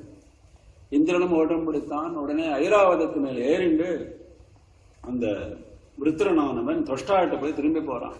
தொஷ்டாவன் கேட்டார், ஏன்னா இந்திர வதம் ஆயிடுத்தான். இல்ல எல்லாரெல்லாம் ஓடி போயிட்டான். அட பாவி, எனக்கிட்ட ஒன்னு அனுப்பிச்சதே இந்திர வதத்துக்காக, ஓடி போயிட்டான்னு சொல்றதுக்காக திரும்பி வந்து ஏன் வதம் பண்ணல கேட்டா. அப்ப அவன் சொல்றான், சரியான தர்மத்தை சொல்றான். நகதாஸ்தே மயா தஸ்மாத் அயுக்தம் பீத மாரணம். பயந்துன்னு ஓடுறவாளை கொல்லக்கூடாதுன்னு தர்மம் இருக்கு இல்லையா, அதனால நான் பண்ணல. நல்ல காரியம் பண்ண போ. சரி, இப்ப நீ என்ன பண்ற? அடுத்தபடியாக நீ பிரம்மாவை நோக்கி கடுமையான தபஸ் பண்ணு. இன்னும் கொஞ்சம் இப்போ சக்தியை ஜாஸ்தி பண்ணிக்கணும். இந்திரனை வதம் மட்டும் விளையாட்டுல, அதனால நீ இப்ப சக்தியை ஜாஸ்தி பண்ணிக்கணும் அப்படின்னு சொன்னார் அவர். அதன் பிரகாரம் பிரம்மாவை நோக்கி கடுமையான தபஸ் பண்றான். 100 வருஷ காலம் தபஸ் பண்ணி பிரம்மாவிட்ட வரன் வாங்கினான். என்ன வரன் வாங்கினான்னாக்க, பிரம்மா கொடுத்த வரன் இதான். ந சுஷ்கேன ந சார்திரேண ந பாஷாணேன தாருணா பவிஷ்யதி தே மிருத்யு இது சத்தியம் பிரவீம்யஹம். இதான் சத்தியம். உனக்கு மிருத்யு இப்ப சொன்ன வஸ்துக்களினால கிடையாது. என்ன வஸ்து? காய்ந்து போன ஆயுதத்தினாலே. சுஷ்கம்னா காய்ஞ்சு போன ஈரமில்லாத வஸ்து, ஆர்திரம்னா ஈரமான வஸ்து. ஈரமான வஸ்துனாலேயும் உனக்கு மரணம் இல்லை, காய்ந்து போன வஸ்துனாலேயும் மரணம் இல்லை. ந பாஷாணேன தாருணா. சாலிட் கல்லு மரம் இது மாதிரி உள்ள சாலிடா உள்ள வஸ்துக்கள் இதனாலேயும் உனக்கு மரணம் இல்லை. அவன் சந்தோஷப்பட்டு போயிட்டான். இதுமே மரணத்துக்கு எங்கேருந்து கண்டுபிடிக்கக்கூடிய விஷயம். ஈரமாவும் இருக்கக்கூடாது, காஞ்சாதான் இருக்கக்கூடாது, சாலிடாவும் இருக்கக்கூடாதுன்னா எங்கேருந்து? சாலிடா இல்லாம இருந்தா ஜலம் தான், ஜலம் தான் ஈரமா போயிடுச்சு, அதனால நமக்கு மரணம் இல்லையே தீர்மானம் பண்ண மாட்டான். அங்கேருந்து தொஷ்டா கிட்ட சொன்னான். தொஷ்டாவும் சந்தோஷப்பட்டார். சரி, இப்ப நீ யுத்தத்துக்கு போனார். அப்போ முக்கியமான ஒரு ஸ்லோகத்தை சொல்றார் தொஷ்டா. இது ரொம்ப அதிமுக்கியமான ஒரு ஸ்லோகம் தேவி பாகவதத்திலேயே. ஒரு புத்திரன் பிதாவுக்கு என்னென்ன பண்ணணுங்கிறது லிஸ்ட் போடுறாரு. முன்னே பார்த்தோம், நம்ம வியாச பகவான் என்ன சொன்னாருன்னு அந்த குருவிகளை பார்த்து சொன்னாருன்னு அப்போ பார்த்தோம். அப்போ ஒரு லிஸ்ட் போட்டார் அவர். அதே மாதிரி இங்கே ஜீவதோ வாக்கிய கருணாத்தே க்ஷயாஹே பூரி போஜனாத் கயாயாம் பிண்டதானாச்ச திரிபி புத்திரஸ்ய புத்திரதா. 3 காரியம் பண்ணினால்தான் புத்திரனுக்கு புத்திரங்கிற பேரு சித்திக்கிறது அப்படின்னு சொன்னாரு. என்ன காரணம்? ஜீவதோ வாக்கிய கரணாது. பிதா ஜீவதசையில் இருக்கிற வரையிலும் அவர் சொன்ன அவர் கோட்டை தாண்டாமல் அவர் சொன்ன எல்லாத்தையும் பண்றது வாக்கிய கரணம். க்ஷயாஹே பூரி போஜனாத், அவருடைய மரணத்துக்கு பிறகு ஒரு வருஷமும் அவருடைய திதி வரும்பொழுது, க்ஷயாகம்னா அவருடைய திதி, பூரி போஜனாத் நிறைய சாப்பாடு போட்டு ஸ்ராத்தத்தை சாஸ்திர பிரகாரம் பண்றது. அதுல இருந்து தெரிகிறது போஜனம் இல்லாம சிராத்தம் பண்ணக்கூடாது அப்படின்னு. ராமஸ்ராத்தம் ஹிரண்ய சிராத்தம் எல்லாம் இப்பெல்லாம் பண்ணிட்டு இருக்கா இல்லையா ஜனங்கள், வெறும் ஹிரண்யத்தை கொடுத்து பண்றது. ஆமஸ்ராத்தம்னா வெறும் வாழைக்காயும் அரிசியையும் கொடுத்து அனுப்புறது, அதுக்கு பேர் ஆமஸ்ராத்தம்னு பேரு. அதெல்லாம் சிராத்தம்னு ஒத்துக்கல, அதெல்லாம் சக்தி இல்லாத வாழைக்காக சொன்னது இருக்கு சாஸ்திரத்துல. இது பண்ண முடியல, கடைசி பட்சமா அதையாவது பண்ணு அப்படின்னு சொன்னதே இப்போ ரெகுலரா ரூல் மாதிரி எடுத்துக்கப்படாதோ இல்லையோ. அதான் சொல்றாரு அவர். க்ஷயாஹி பூரி போஜனாத் கயாயாம் பிண்டதானாச்ச, மூணாவது ஒன்று சொல்லிட்டாரு, தயையில போய் பிண்டதானம் பண்ணணும், சிராத்தம் பண்ணணும். 3 பண்ணினாதாயா புத்திரன் புத்திரன்னு சொல்ல போடுவான், இல்லாட புத்திரன் இல்லாத அப்படின்னார். அப்படி சொல்லி அவனை என்கரேஜ் பண்றதுக்காக. எதுக்காக சொன்னார்னா, யுத்தத்துக்கு போற போது நான் சொன்னபடி நீ தீபத வாக்கியகரணம் பண்றேன் இல்லையா முதல்ல சொன்னது, அதனால நீ நல்ல புத்திரன் சத்புத்திரன், அதனால நல்லா யுத்தம் பண்ணுன்னு சொல்லி ஆசீர்வாதம் பண்ணி அனுப்புறாரு. அங்கிருந்து அமராவதிக்கு வரான் விருத்திரன். யுத்தமானது ஆரம்பிக்கிறது, கடுமையான யுத்தம். விருத்திரனும் மகாபலசாலி இல்லையா, யுத்தத்துல நடுப்புல என்ன பண்ணினாலும் தேவேந்திரன் எடுத்து வாயில போட்டுட்டான் இந்த விருத்திரன், அவ்வளவு பலசாலி.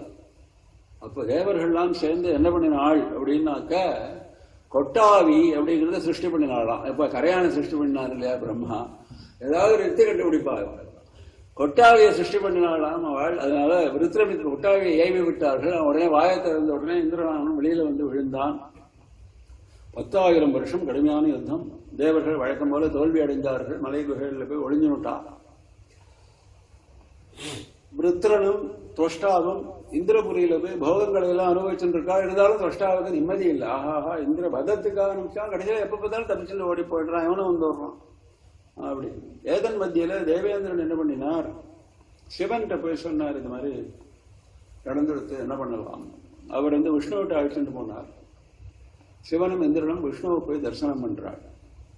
அப்போ விஷ்ணுவானவர் ஒரு யுக்தி சொன்னார். என்ன யுக்தி அப்படின்னாக்க, விருத்திரனும் ரொம்ப பலசாலி, அவன்கிட்ட யுத்தம் பண்ணி ஜெயிக்கிறதுங்கிறது நடக்கும்னு எனக்கு தோணலை. நான் உனக்கு உபகாரம் பண்றேன், உன்னுடைய யுத்தத்தின் போது உன்னுடைய வஜ்ராயுதத்துல நான் வந்து ஒளிஞ்சுக்கிறேன், சக்தியாக இருக்கேன். நீ அதுக்கு முன்னாடி தேவியிட்ட அனுகிரகத்தை வாங்கிட்டு வந்துடும். தேவியினுடைய அனுகிரகம் இல்லாமல் என்னுடைய சக்தி செல்லாது. நீ தேவியை பிரார்த்தனை பண்ணி நீ வந்து ஏற்பாடு பண்ணு. அதுக்கு முன்னாடி ஒண்ணு பண்ணு, அவங்கிட்ட மித்திரபாவத்தோட இருக்கா மாதிரி ஒரு வேஷம் போடு. அந்த விருத்திரனோட யாரையாவது நம்பகமான கந்தர்வர்கள் யாரையாவது அனுப்பிச்சு அவனோட ஒரு ஸ்நேக பாவத்தை ஏற்பாடு பண்ணிக்கோ. ஸ்நேகத்தின் போல கொஞ்ச நாளைக்கு இரு. அதுக்கப்புறம் ஒரு நாளைக்கு சந்தர்ப்பம் கிடைக்கும் பொழுது உன்னுடைய வஜ்ராயுதத்தை பிரயோகம் பண்ணு. அதுக்கு முன்னாடி தேவியிட்ட அனுகிரகத்தை வாங்கிட்டு வந்துடும். இப்படி ஒரு யுக்தியை சொன்னார் அவர். உடனே தேவியை ஸ்தோத்திரம் பண்ணாள் தேவேந்திரனும் பாக்கி தேவர்களும். அப்போ வழக்கம் போல விஸ்தாரமான ஸ்தோத்திரம் பண்றாள் அவள். அவள்லாம் சொல்றா, இது மாதிரி எந்த மந்திரத்தினால உன்னை உபாதனை பண்றது, எந்த புஷ்பத்தை எடுத்து உன்னை பூஜை பண்றது, ஏன்னா எல்லா மந்திரங்களும் எல்லா புஷ்பமாகவும் நீயாவே இருக்க. உங்கள்கிட்ட இருக்கக்கூடிய வஸ்துவை சொல்லி அதையே வச்சுட்டு பூஜையோ அல்லது மந்திரமோ சொல்றது எந்த விதத்தில் உச்சிதம்னு எங்களுக்கு புரியல. இப்படி எல்லாம் சொல்லி மகான்கள்லாம் எவ்வளவோ மார்க்கங்கள் சொல்லி போயிருக்கா உன்னுடைய கிருப்பையை அடையறதுக்கு. கர்ம மார்க்கங்கிறா, விருத்த மார்க்கங்கிறா, ஞான மார்க்கங்கிறா. எந்த மார்க்கத்தை கடைப்பிடிச்சாலும் உன்னுடைய கிருப்பை இல்லைன்னாக்க எந்த மார்க்கத்திலையும் வெற்றியானது கிடைக்காது. அதனால உன்னுடைய கிருப்பை தான் முக்கியம் அப்படின்னு சொல்லி, இப்போ நீ வந்து மகிஷாசுர வதத்துல வந்து கிருப்பை பண்ணின, சும்ப நிசும்ப வதத்துல வந்து கிருப்பை பண்ணின. அதுபோல நாங்கள்லாம் அவனுடைய குழந்தைகளை காப்பாற்றவனு தாயாருடைய கடமை இல்லையா, அதனால நீ வந்து விருத்திர வதத்தை எப்படியாவது பண்ணு அப்படின்னு சொல்றா. உடனே தேவியானவள் பிரத்யக்ஷமாறாள். 4 கைகள், 3 கண்கள், ரத்த வஸ்திரம், சிவப்பான வஸ்திரம். சர்வசிங்கார வேஷாட்யா சர்வத்வைதாரணி பரா சர்வஜா சர்வகர்த்ரீ ச சர்வாதிஷ்டான ரூபிணி.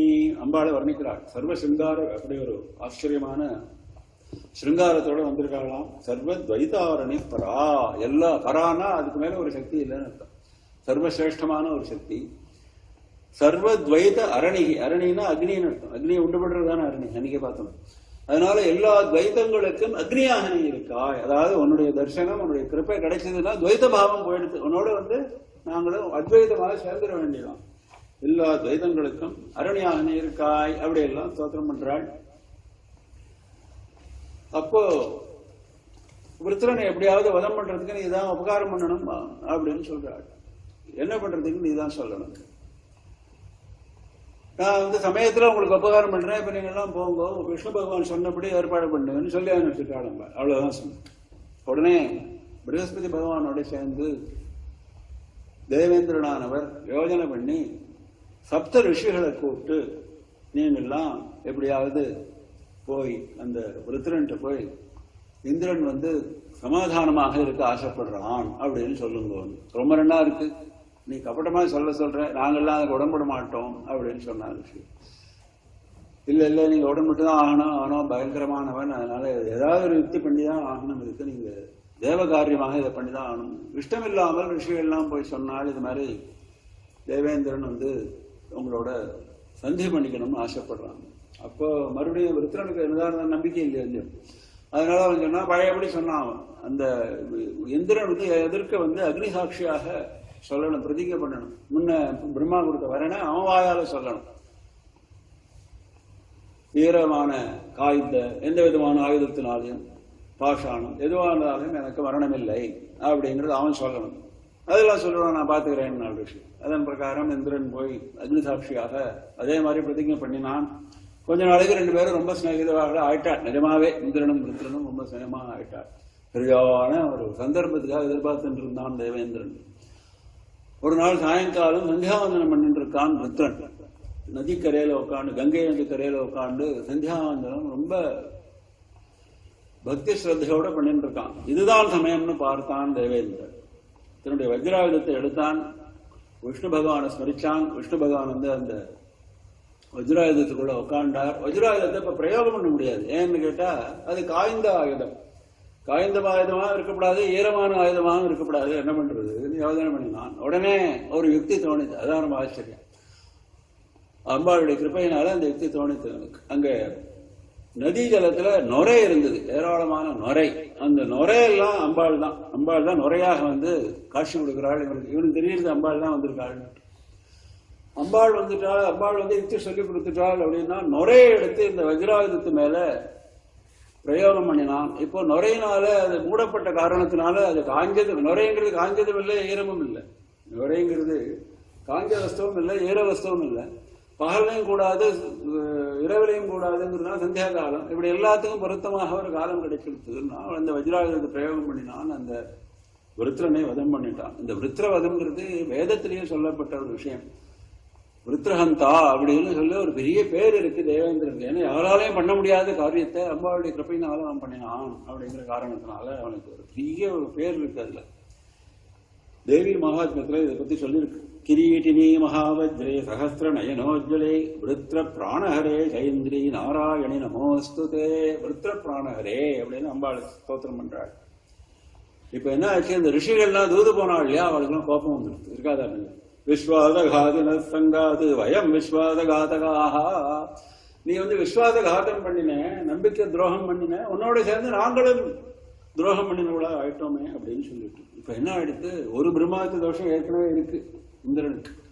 ரெண்டாவது பெரிய பிரம்மாதித்த தோஷம். ரெண்டு பிரம்மாதித்த தோஷம் சேர்த்த உடனே பயம் பிடிச்சு தேவேந்திரனுக்கு. யாருமே தேவர்களே மதிக்க மாட்டேங்கிறாரு.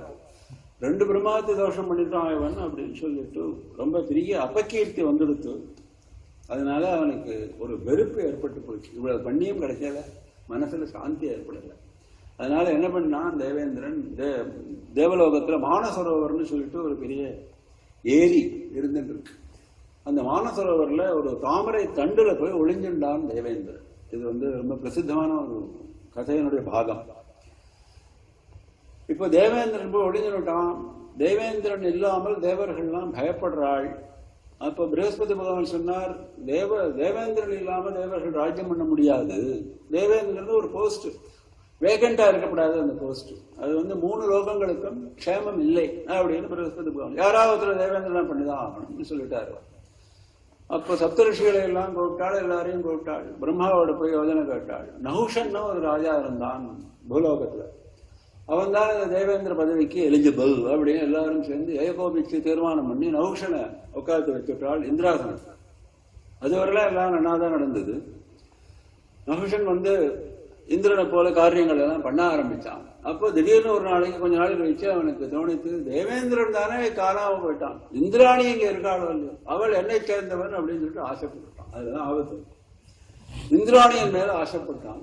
அப்போ கூட இருந்தவாள்லாம் சொன்னான், ஆஹா பெரிய தப்பு பண்ணிட்டேன், நீ உன்னுடைய சத்தியத்துக்காகவும் தர்மத்துக்காகவும் உன்னை செலக்ட் பண்ணி இங்க உட்காந்து வச்சிருக்கா, அதுக்கு விரோதமான இப்ப காரியத்தில் ஈடுபடுறியே. நிந்தந்தி தர்மசாஸ்திரேஷு பரதாரா விமர்சனம். பரஸ்திரியை ஆசைப்படுறதுங்கிறது எப்பேற்பட்ட மகாபாபம்னு சாஸ்திரங்கள் சொல்றது. ரித்திக்ஷயஸ்து பாபேன புண்ணியேனாதி விவர்தனம்.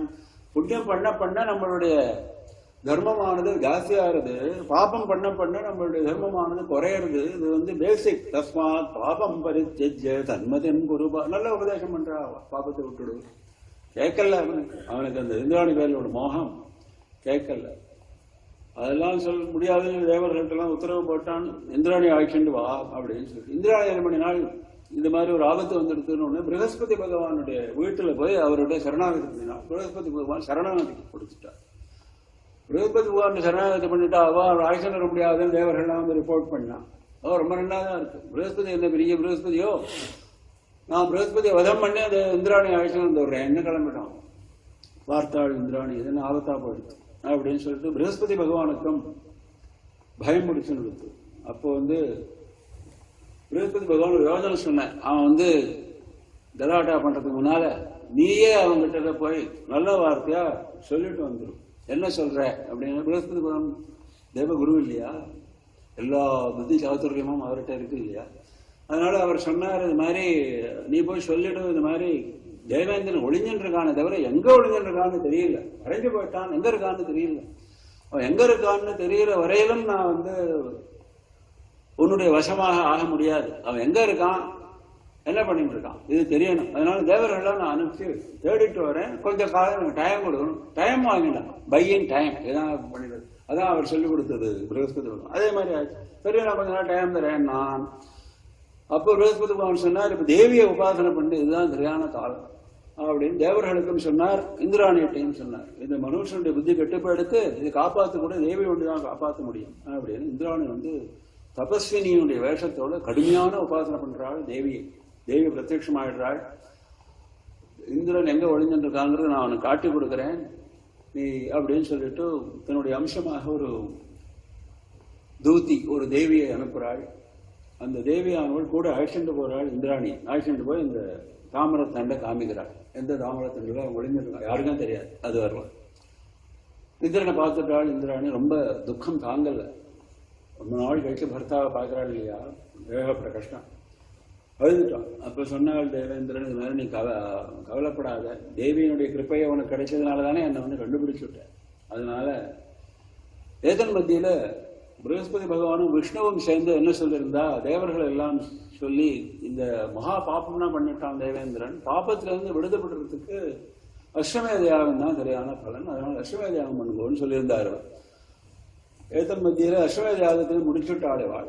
முடிச்சுட்டு அந்த பிரம்மஹத்தி தோஷம் இருக்கே அதை மலைகள், நதிகள், இது மாதிரி சில வஸ்துக்களுக்கெல்லாம் பிரிச்சு கொடுத்துரும் அப்படின்னு சொல்லியிருந்தாரு பிரகஸ்பதியும் விஷ்ணுவும். அதன் பிரகாரம் பிரிச்சு கொடுத்துட்டா. பிரம்மஹத்தி தோஷத்தை குறைச்சுட்டா, இல்லாம பண்ணிவிட்டான். தோஷ நிவர்த்தி ஆயிடுத்து. அதனால அம்பாள்கிட்ட போய் அனுகிரகம் வாங்கிட்டு வந்திருக்கா இல்லையா இந்திராணி. அதனால சந்தோஷப்பட்டான் தேவேந்திரன். ஜெகதம்பா பதஸ்மர்த்து சங்கடம் ந கதாசன. ஜெகதம்பாளுடைய பாதத்தை யாரு ஸ்மரிக்கிறாளோ அவளுக்கே சங்கடம் வராது. நேரில் தரிசனம் பண்ணி அம்பாளுடைய அனுகிரகத்தை வாங்கிட்டு வந்துட்டு. அதனால நீ இப்ப இனிமே கவலைப்பட வேண்டாம். வாஞ்சானு தர்சனம் மாதா பத்யு பரமதுர்லபம். இது இந்திராணி பண்ணின ஸ்தோத்திரம். முன்னால அந்த ஒரு ஸ்தோத்திரத்துல எல்லா பிரார்த்தனையும் பண்ணியிருந்தாள். எல்லா பிரார்த்தனையும் அம்பாள் அங்கீகாரம் கொடுத்திருந்தாள். என்ன, பத்யு பரமதுர்லபம் தர்சனம். எங்க பத்தி எங்க இருக்காள்னு தெரியல, அதை காட்டி கொடுன்னு முதல் பிரார்த்தனை. ரெண்டாவது நகுஷாத் பயநாசம் சொபத பிராபணம் ததா. நகுஷாது பயநாசம், நகுஷன்ட்டு ஏற்பட்ட பயம் எனக்கு போகணும். ஸ்வபத பிராபணம், என்னுடைய பழைய பதவி, இந்திரனுடைய பழைய பதவி கிடைக்கணும். மூணையும் சேர்ந்து ஒரே ஸ்லோகத்தில் கேட்டிருந்தாள் அம்பாள். இந்திராணி அம்பாள் அங்கீகாரம் அனுகிரகம் பண்ணிருந்தாள். அதை சொல்றான் இப்ப தேவேந்திரன். அதனால நீ மூணையும் கேட்டு வரேன் வாங்கிட்டு வந்துட்டு இனிமேல் கவலைப்படுறதுக்கு என்ன இருக்கு? அதனால இப்ப கவலை எல்லாம் போயிடுத்து நல்ல காலம் வந்துடுத்து. நீ ஒண்ணு பண்ண இப்போ அவன் இப்ப புதுசா ஒரு யுக்தியை சொல்லி கொடுத்தான் தேவேந்திரன். எப்படி பகஸ்பதி பகவான் முன்ன ஒரு யுக்தி சொன்னாரோ அதே போல இப்போ டைம்லாம் கொடுத்துருக்கான் நகுஷன். அதனால நீ நேர நகுஷன்ட்ட போ.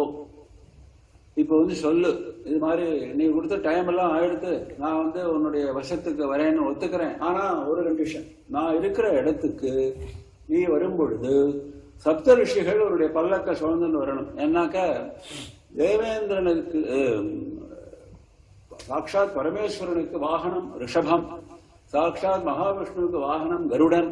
எல்லாம் சாமான்யமா இருக்கு, ஒரு பட்சியா இருக்கு, ஒரு மிருகமா இருக்கு. உனக்கு வாகனம் ஐராவதம், ஒரு யானை. இந்திரனுக்கு வாகனம் ஐராவதம் யானை. அதெல்லாம் வேண்டாம். நீ சப்த ரிஷிகளையே வாகனமாக பண்ணி அவா தூக்கக்கூடிய பல்லக்கில் வா. ஏன்னா எவ்வளவு பராக்கிரமசாலின்னு தெரியுது அப்படின்னு சொல்லிக் கொடுக்குறான். தேவேந்திரனுடைய யோஜனை இது. சப்த ரிஷிகள் தூக்கக்கூடிய பல்லக்கில் அவனை வர சொல்லு, அப்ப ஏதாவது ஒரு நல்லது நடக்கும் அப்படின்னு சொன்னான். இவ்வளவுதான் சொன்னான். தெரியும், ரிஸ்க் எடுத்துட்டான். அம்பாளுடைய கிருப்பையினாலே எல்லாம் நல்லாவே நடக்கும்னு ஒரு நம்பிக்கை வேணும் எப்பவுமே. அதுதான் காமிக்கிறார் இந்த இடத்துல.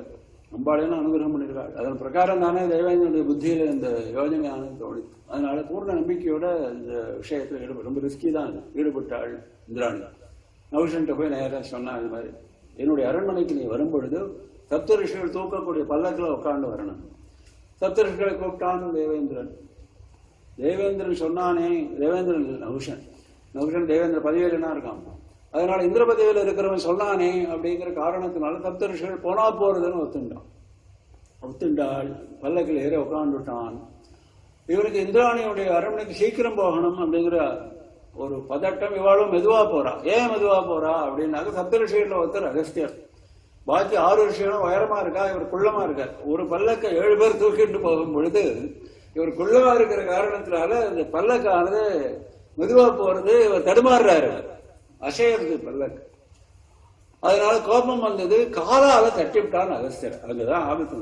காலால ஒரு தட்டு சர்ப்ப அப்படின்னா வேகமா போன்னு அர்த்தம். சர்ப்ப அடுத்த செகண்ட் அவரை சர்ப்பா பவத்துன்னு விட்டாரு. நீ சர்ப்பமாக கோபம் வந்திருக்காரு. எல்லாம் போயிடுச்சு, எல்லா காரியமும் போயிடுச்சு. சர்ப்பான்னு அவன் சொன்னா, அடுத்த நிமிஷம் அகஸ்தியரானவர் நீ சர்ப்பமாக கடவுதுன்னார். உடனே ஒரு பெரிய மலப்பாம்பாக பூமியில விழுந்தான். எல்லா தேவர்களும் போய் இந்திரனை மரியாதையா அழிச்சுன்னு வந்துட்டா. திருப்பியும் பட்டாபிஷேகம் பண்ணி பழையபடி தேவேந்திர பதவியில உட்காந்து வச்சாள். அப்போ ஜனமேஜர் கேள்வி கேட்கிறார். எப்பவும் கேள்வி கேட்கிறார். ஏதாவது ஒரு ஜெகத்தினம் முடிஞ்ச உடனே கேள்வி கேட்பார். 100 அஸ்வமேத யாகம் பண்ணிதான் இந்திர பதவியே கிடைக்கிறது. சதக்கரத்துன்னு பேர் இந்திரனுக்கு. சதக்கரத்துனா 100 அஸ்வமேத யாகம் பண்ணினவன் அர்த்தம். அப்பேற்பட்ட இந்திரனுக்கு எப்படி இது மாதிரி ஒரு நிலைமை வந்தது? அவ்வளவு கஷ்டப்பட்டு கிடைச்ச ஒரு பதவியை எப்படி இழந்தார் அவர் அப்படின்னு. அதுக்கு பழைய பதில் தான் சொன்னார். பதில் ஒண்ணுதான். எப்போ கேள்விதாக வித்தியாசமா இருக்குமே தவிர பதில் ஒரே பதில் தான். பிராணினாம் தேகபந்தே ககனா கர்மணோ கதிஹி. பிராணிகளுக்கு தேக சம்பந்தம் இருக்கிற வரையிலும் கர்மபந்தம்ங்கிறது உண்டு. மோட்சம் கிடைக்கிற வரையிலும் இந்த கர்மாவை நம்மளை விடவே விடாது. அந்த பழைய கர்ம பந்தத்தினால்தான் அவளுக்கு அது மாதிரி ஆச்சு.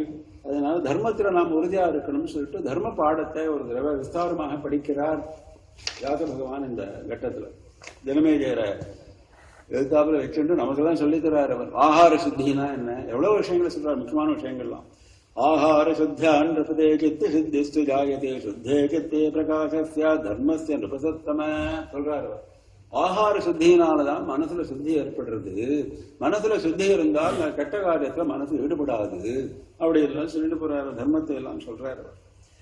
முக்கியமாக கலியில இப்ப வரப்போறது கலி. அப்ப சொல்றாரு வரப்போறது கலி. கலியில தேவியுடைய நாமஸ்மரணம் ரொம்ப முக்கியம்.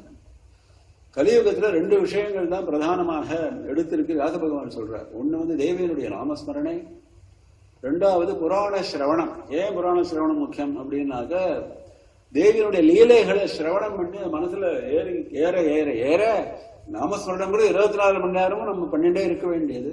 புராண சிரவணங்கிறது எப்பெல்லாம் சந்தர்ப்பம் கிடைக்கிறதோ அப்பெல்லாம் பண்ண வேண்டியது. அப்படி பண்ணினால்தான் சித்த சுத்தியானது ஏற்படும் அப்படின்னு சொன்னார் அவர். அப்போ ஜனமேஜர் கேட்டார், க்ஷேத்ராடனம் தீர்த்தாடனம் இப்படிலாம் சொல்லியிருக்கே, அதுக்கெல்லாம் பலன் கிடையாதா அப்படின்னு. தாராளமா பலன் உண்டு. ஆனா தீர்த்தாடனம் கஷேத்ராடனம் பண்ணும்பொழுது ஒரு ஜாகிரதை அவசியம்னார். என்ன அவசியம்னார்? மனசு சுத்தமா இருக்கணும். வெறுமையான கஷேத்ராடனம் போறேன் தீர்த்தாடனம் போறேன்னு சொல்லிட்டு மனசு சுத்தம் இல்லாமல் அங்க போய் பண்ணிட்டு வந்தோம்னாக்க பலன் கிடைக்காது. அதனால மனசு சுத்தி, திரவிய சுத்தி இதெல்லாம் ரொம்ப முக்கியம். நம்ம எந்த திரவியத்தினால அந்த காரியத்தை பண்றோமோ எல்லா காரியத்துக்குமே இன்ஃபேக்ட் இந்த திரவிய சுத்திங்கிறது ரொம்ப முக்கியம். எந்த புண்ணிய காரியம் பண்ணினாலும் அந்த புண்ணிய காரியத்துக்கு நம்ம எந்த திரவியத்தை உபயோகப்படுத்துறோமோ அது சுத்தமான வழியில நம்மள்கிட்ட வந்துதா? முதல் கேள்வி. முன்னெல்லாம் பழைய காலத்துலலாம் ஒரு யாகம் பண்றாள் அப்படின்னாக்க பல பேர் திரவியம் கொடுப்பா, பணம் கொடுப்பா. எல்லார்ட்டையும் பணம் வாங்கிக்க மாட்டான். அதுல ஒரு இது இப்பதான் நம்ம இன்டர்நெட்ல போடுறோம், யார் வேணா பூபத்தே. ஞானத்துல மனசானது எப்பவும் நிஷ்டை எப்பவும் உறுதியாக இருக்கணும் என்று சொன்னால் அதுக்கு சத்சங்கம் ரொம்ப முக்கியம். விசேஷனத்து சத்சங்கா. அதனால பூபத்தே ஞானத்துல மனசானது எப்பவும் நிஷ்டை எப்பவும் உறுதியாக இருக்கணும் என்று சொன்னால் அதுக்கு சத்சங்கம் ரொம்ப முக்கியம். விசேஷனத்து சத்சங்கா. அதனால எப்பொழுதும் நாமஸ்மரணையும் புராண சிரவணம் ரொம்ப முக்கியம்னு சொல்லி அந்த இதை முடிக்கிறார். அடுத்தபடியாக நிமிராஜா அவருடைய கதையை எடுத்துன்னு போறார் வியாச பகவான். அதாவது இக்ஷ்வாகு வம்சம்னு நம்ம எல்லாருக்கும் தெரியும். ராமருடைய வம்சம் இக்ஷ்வாகு வம்சம்னு.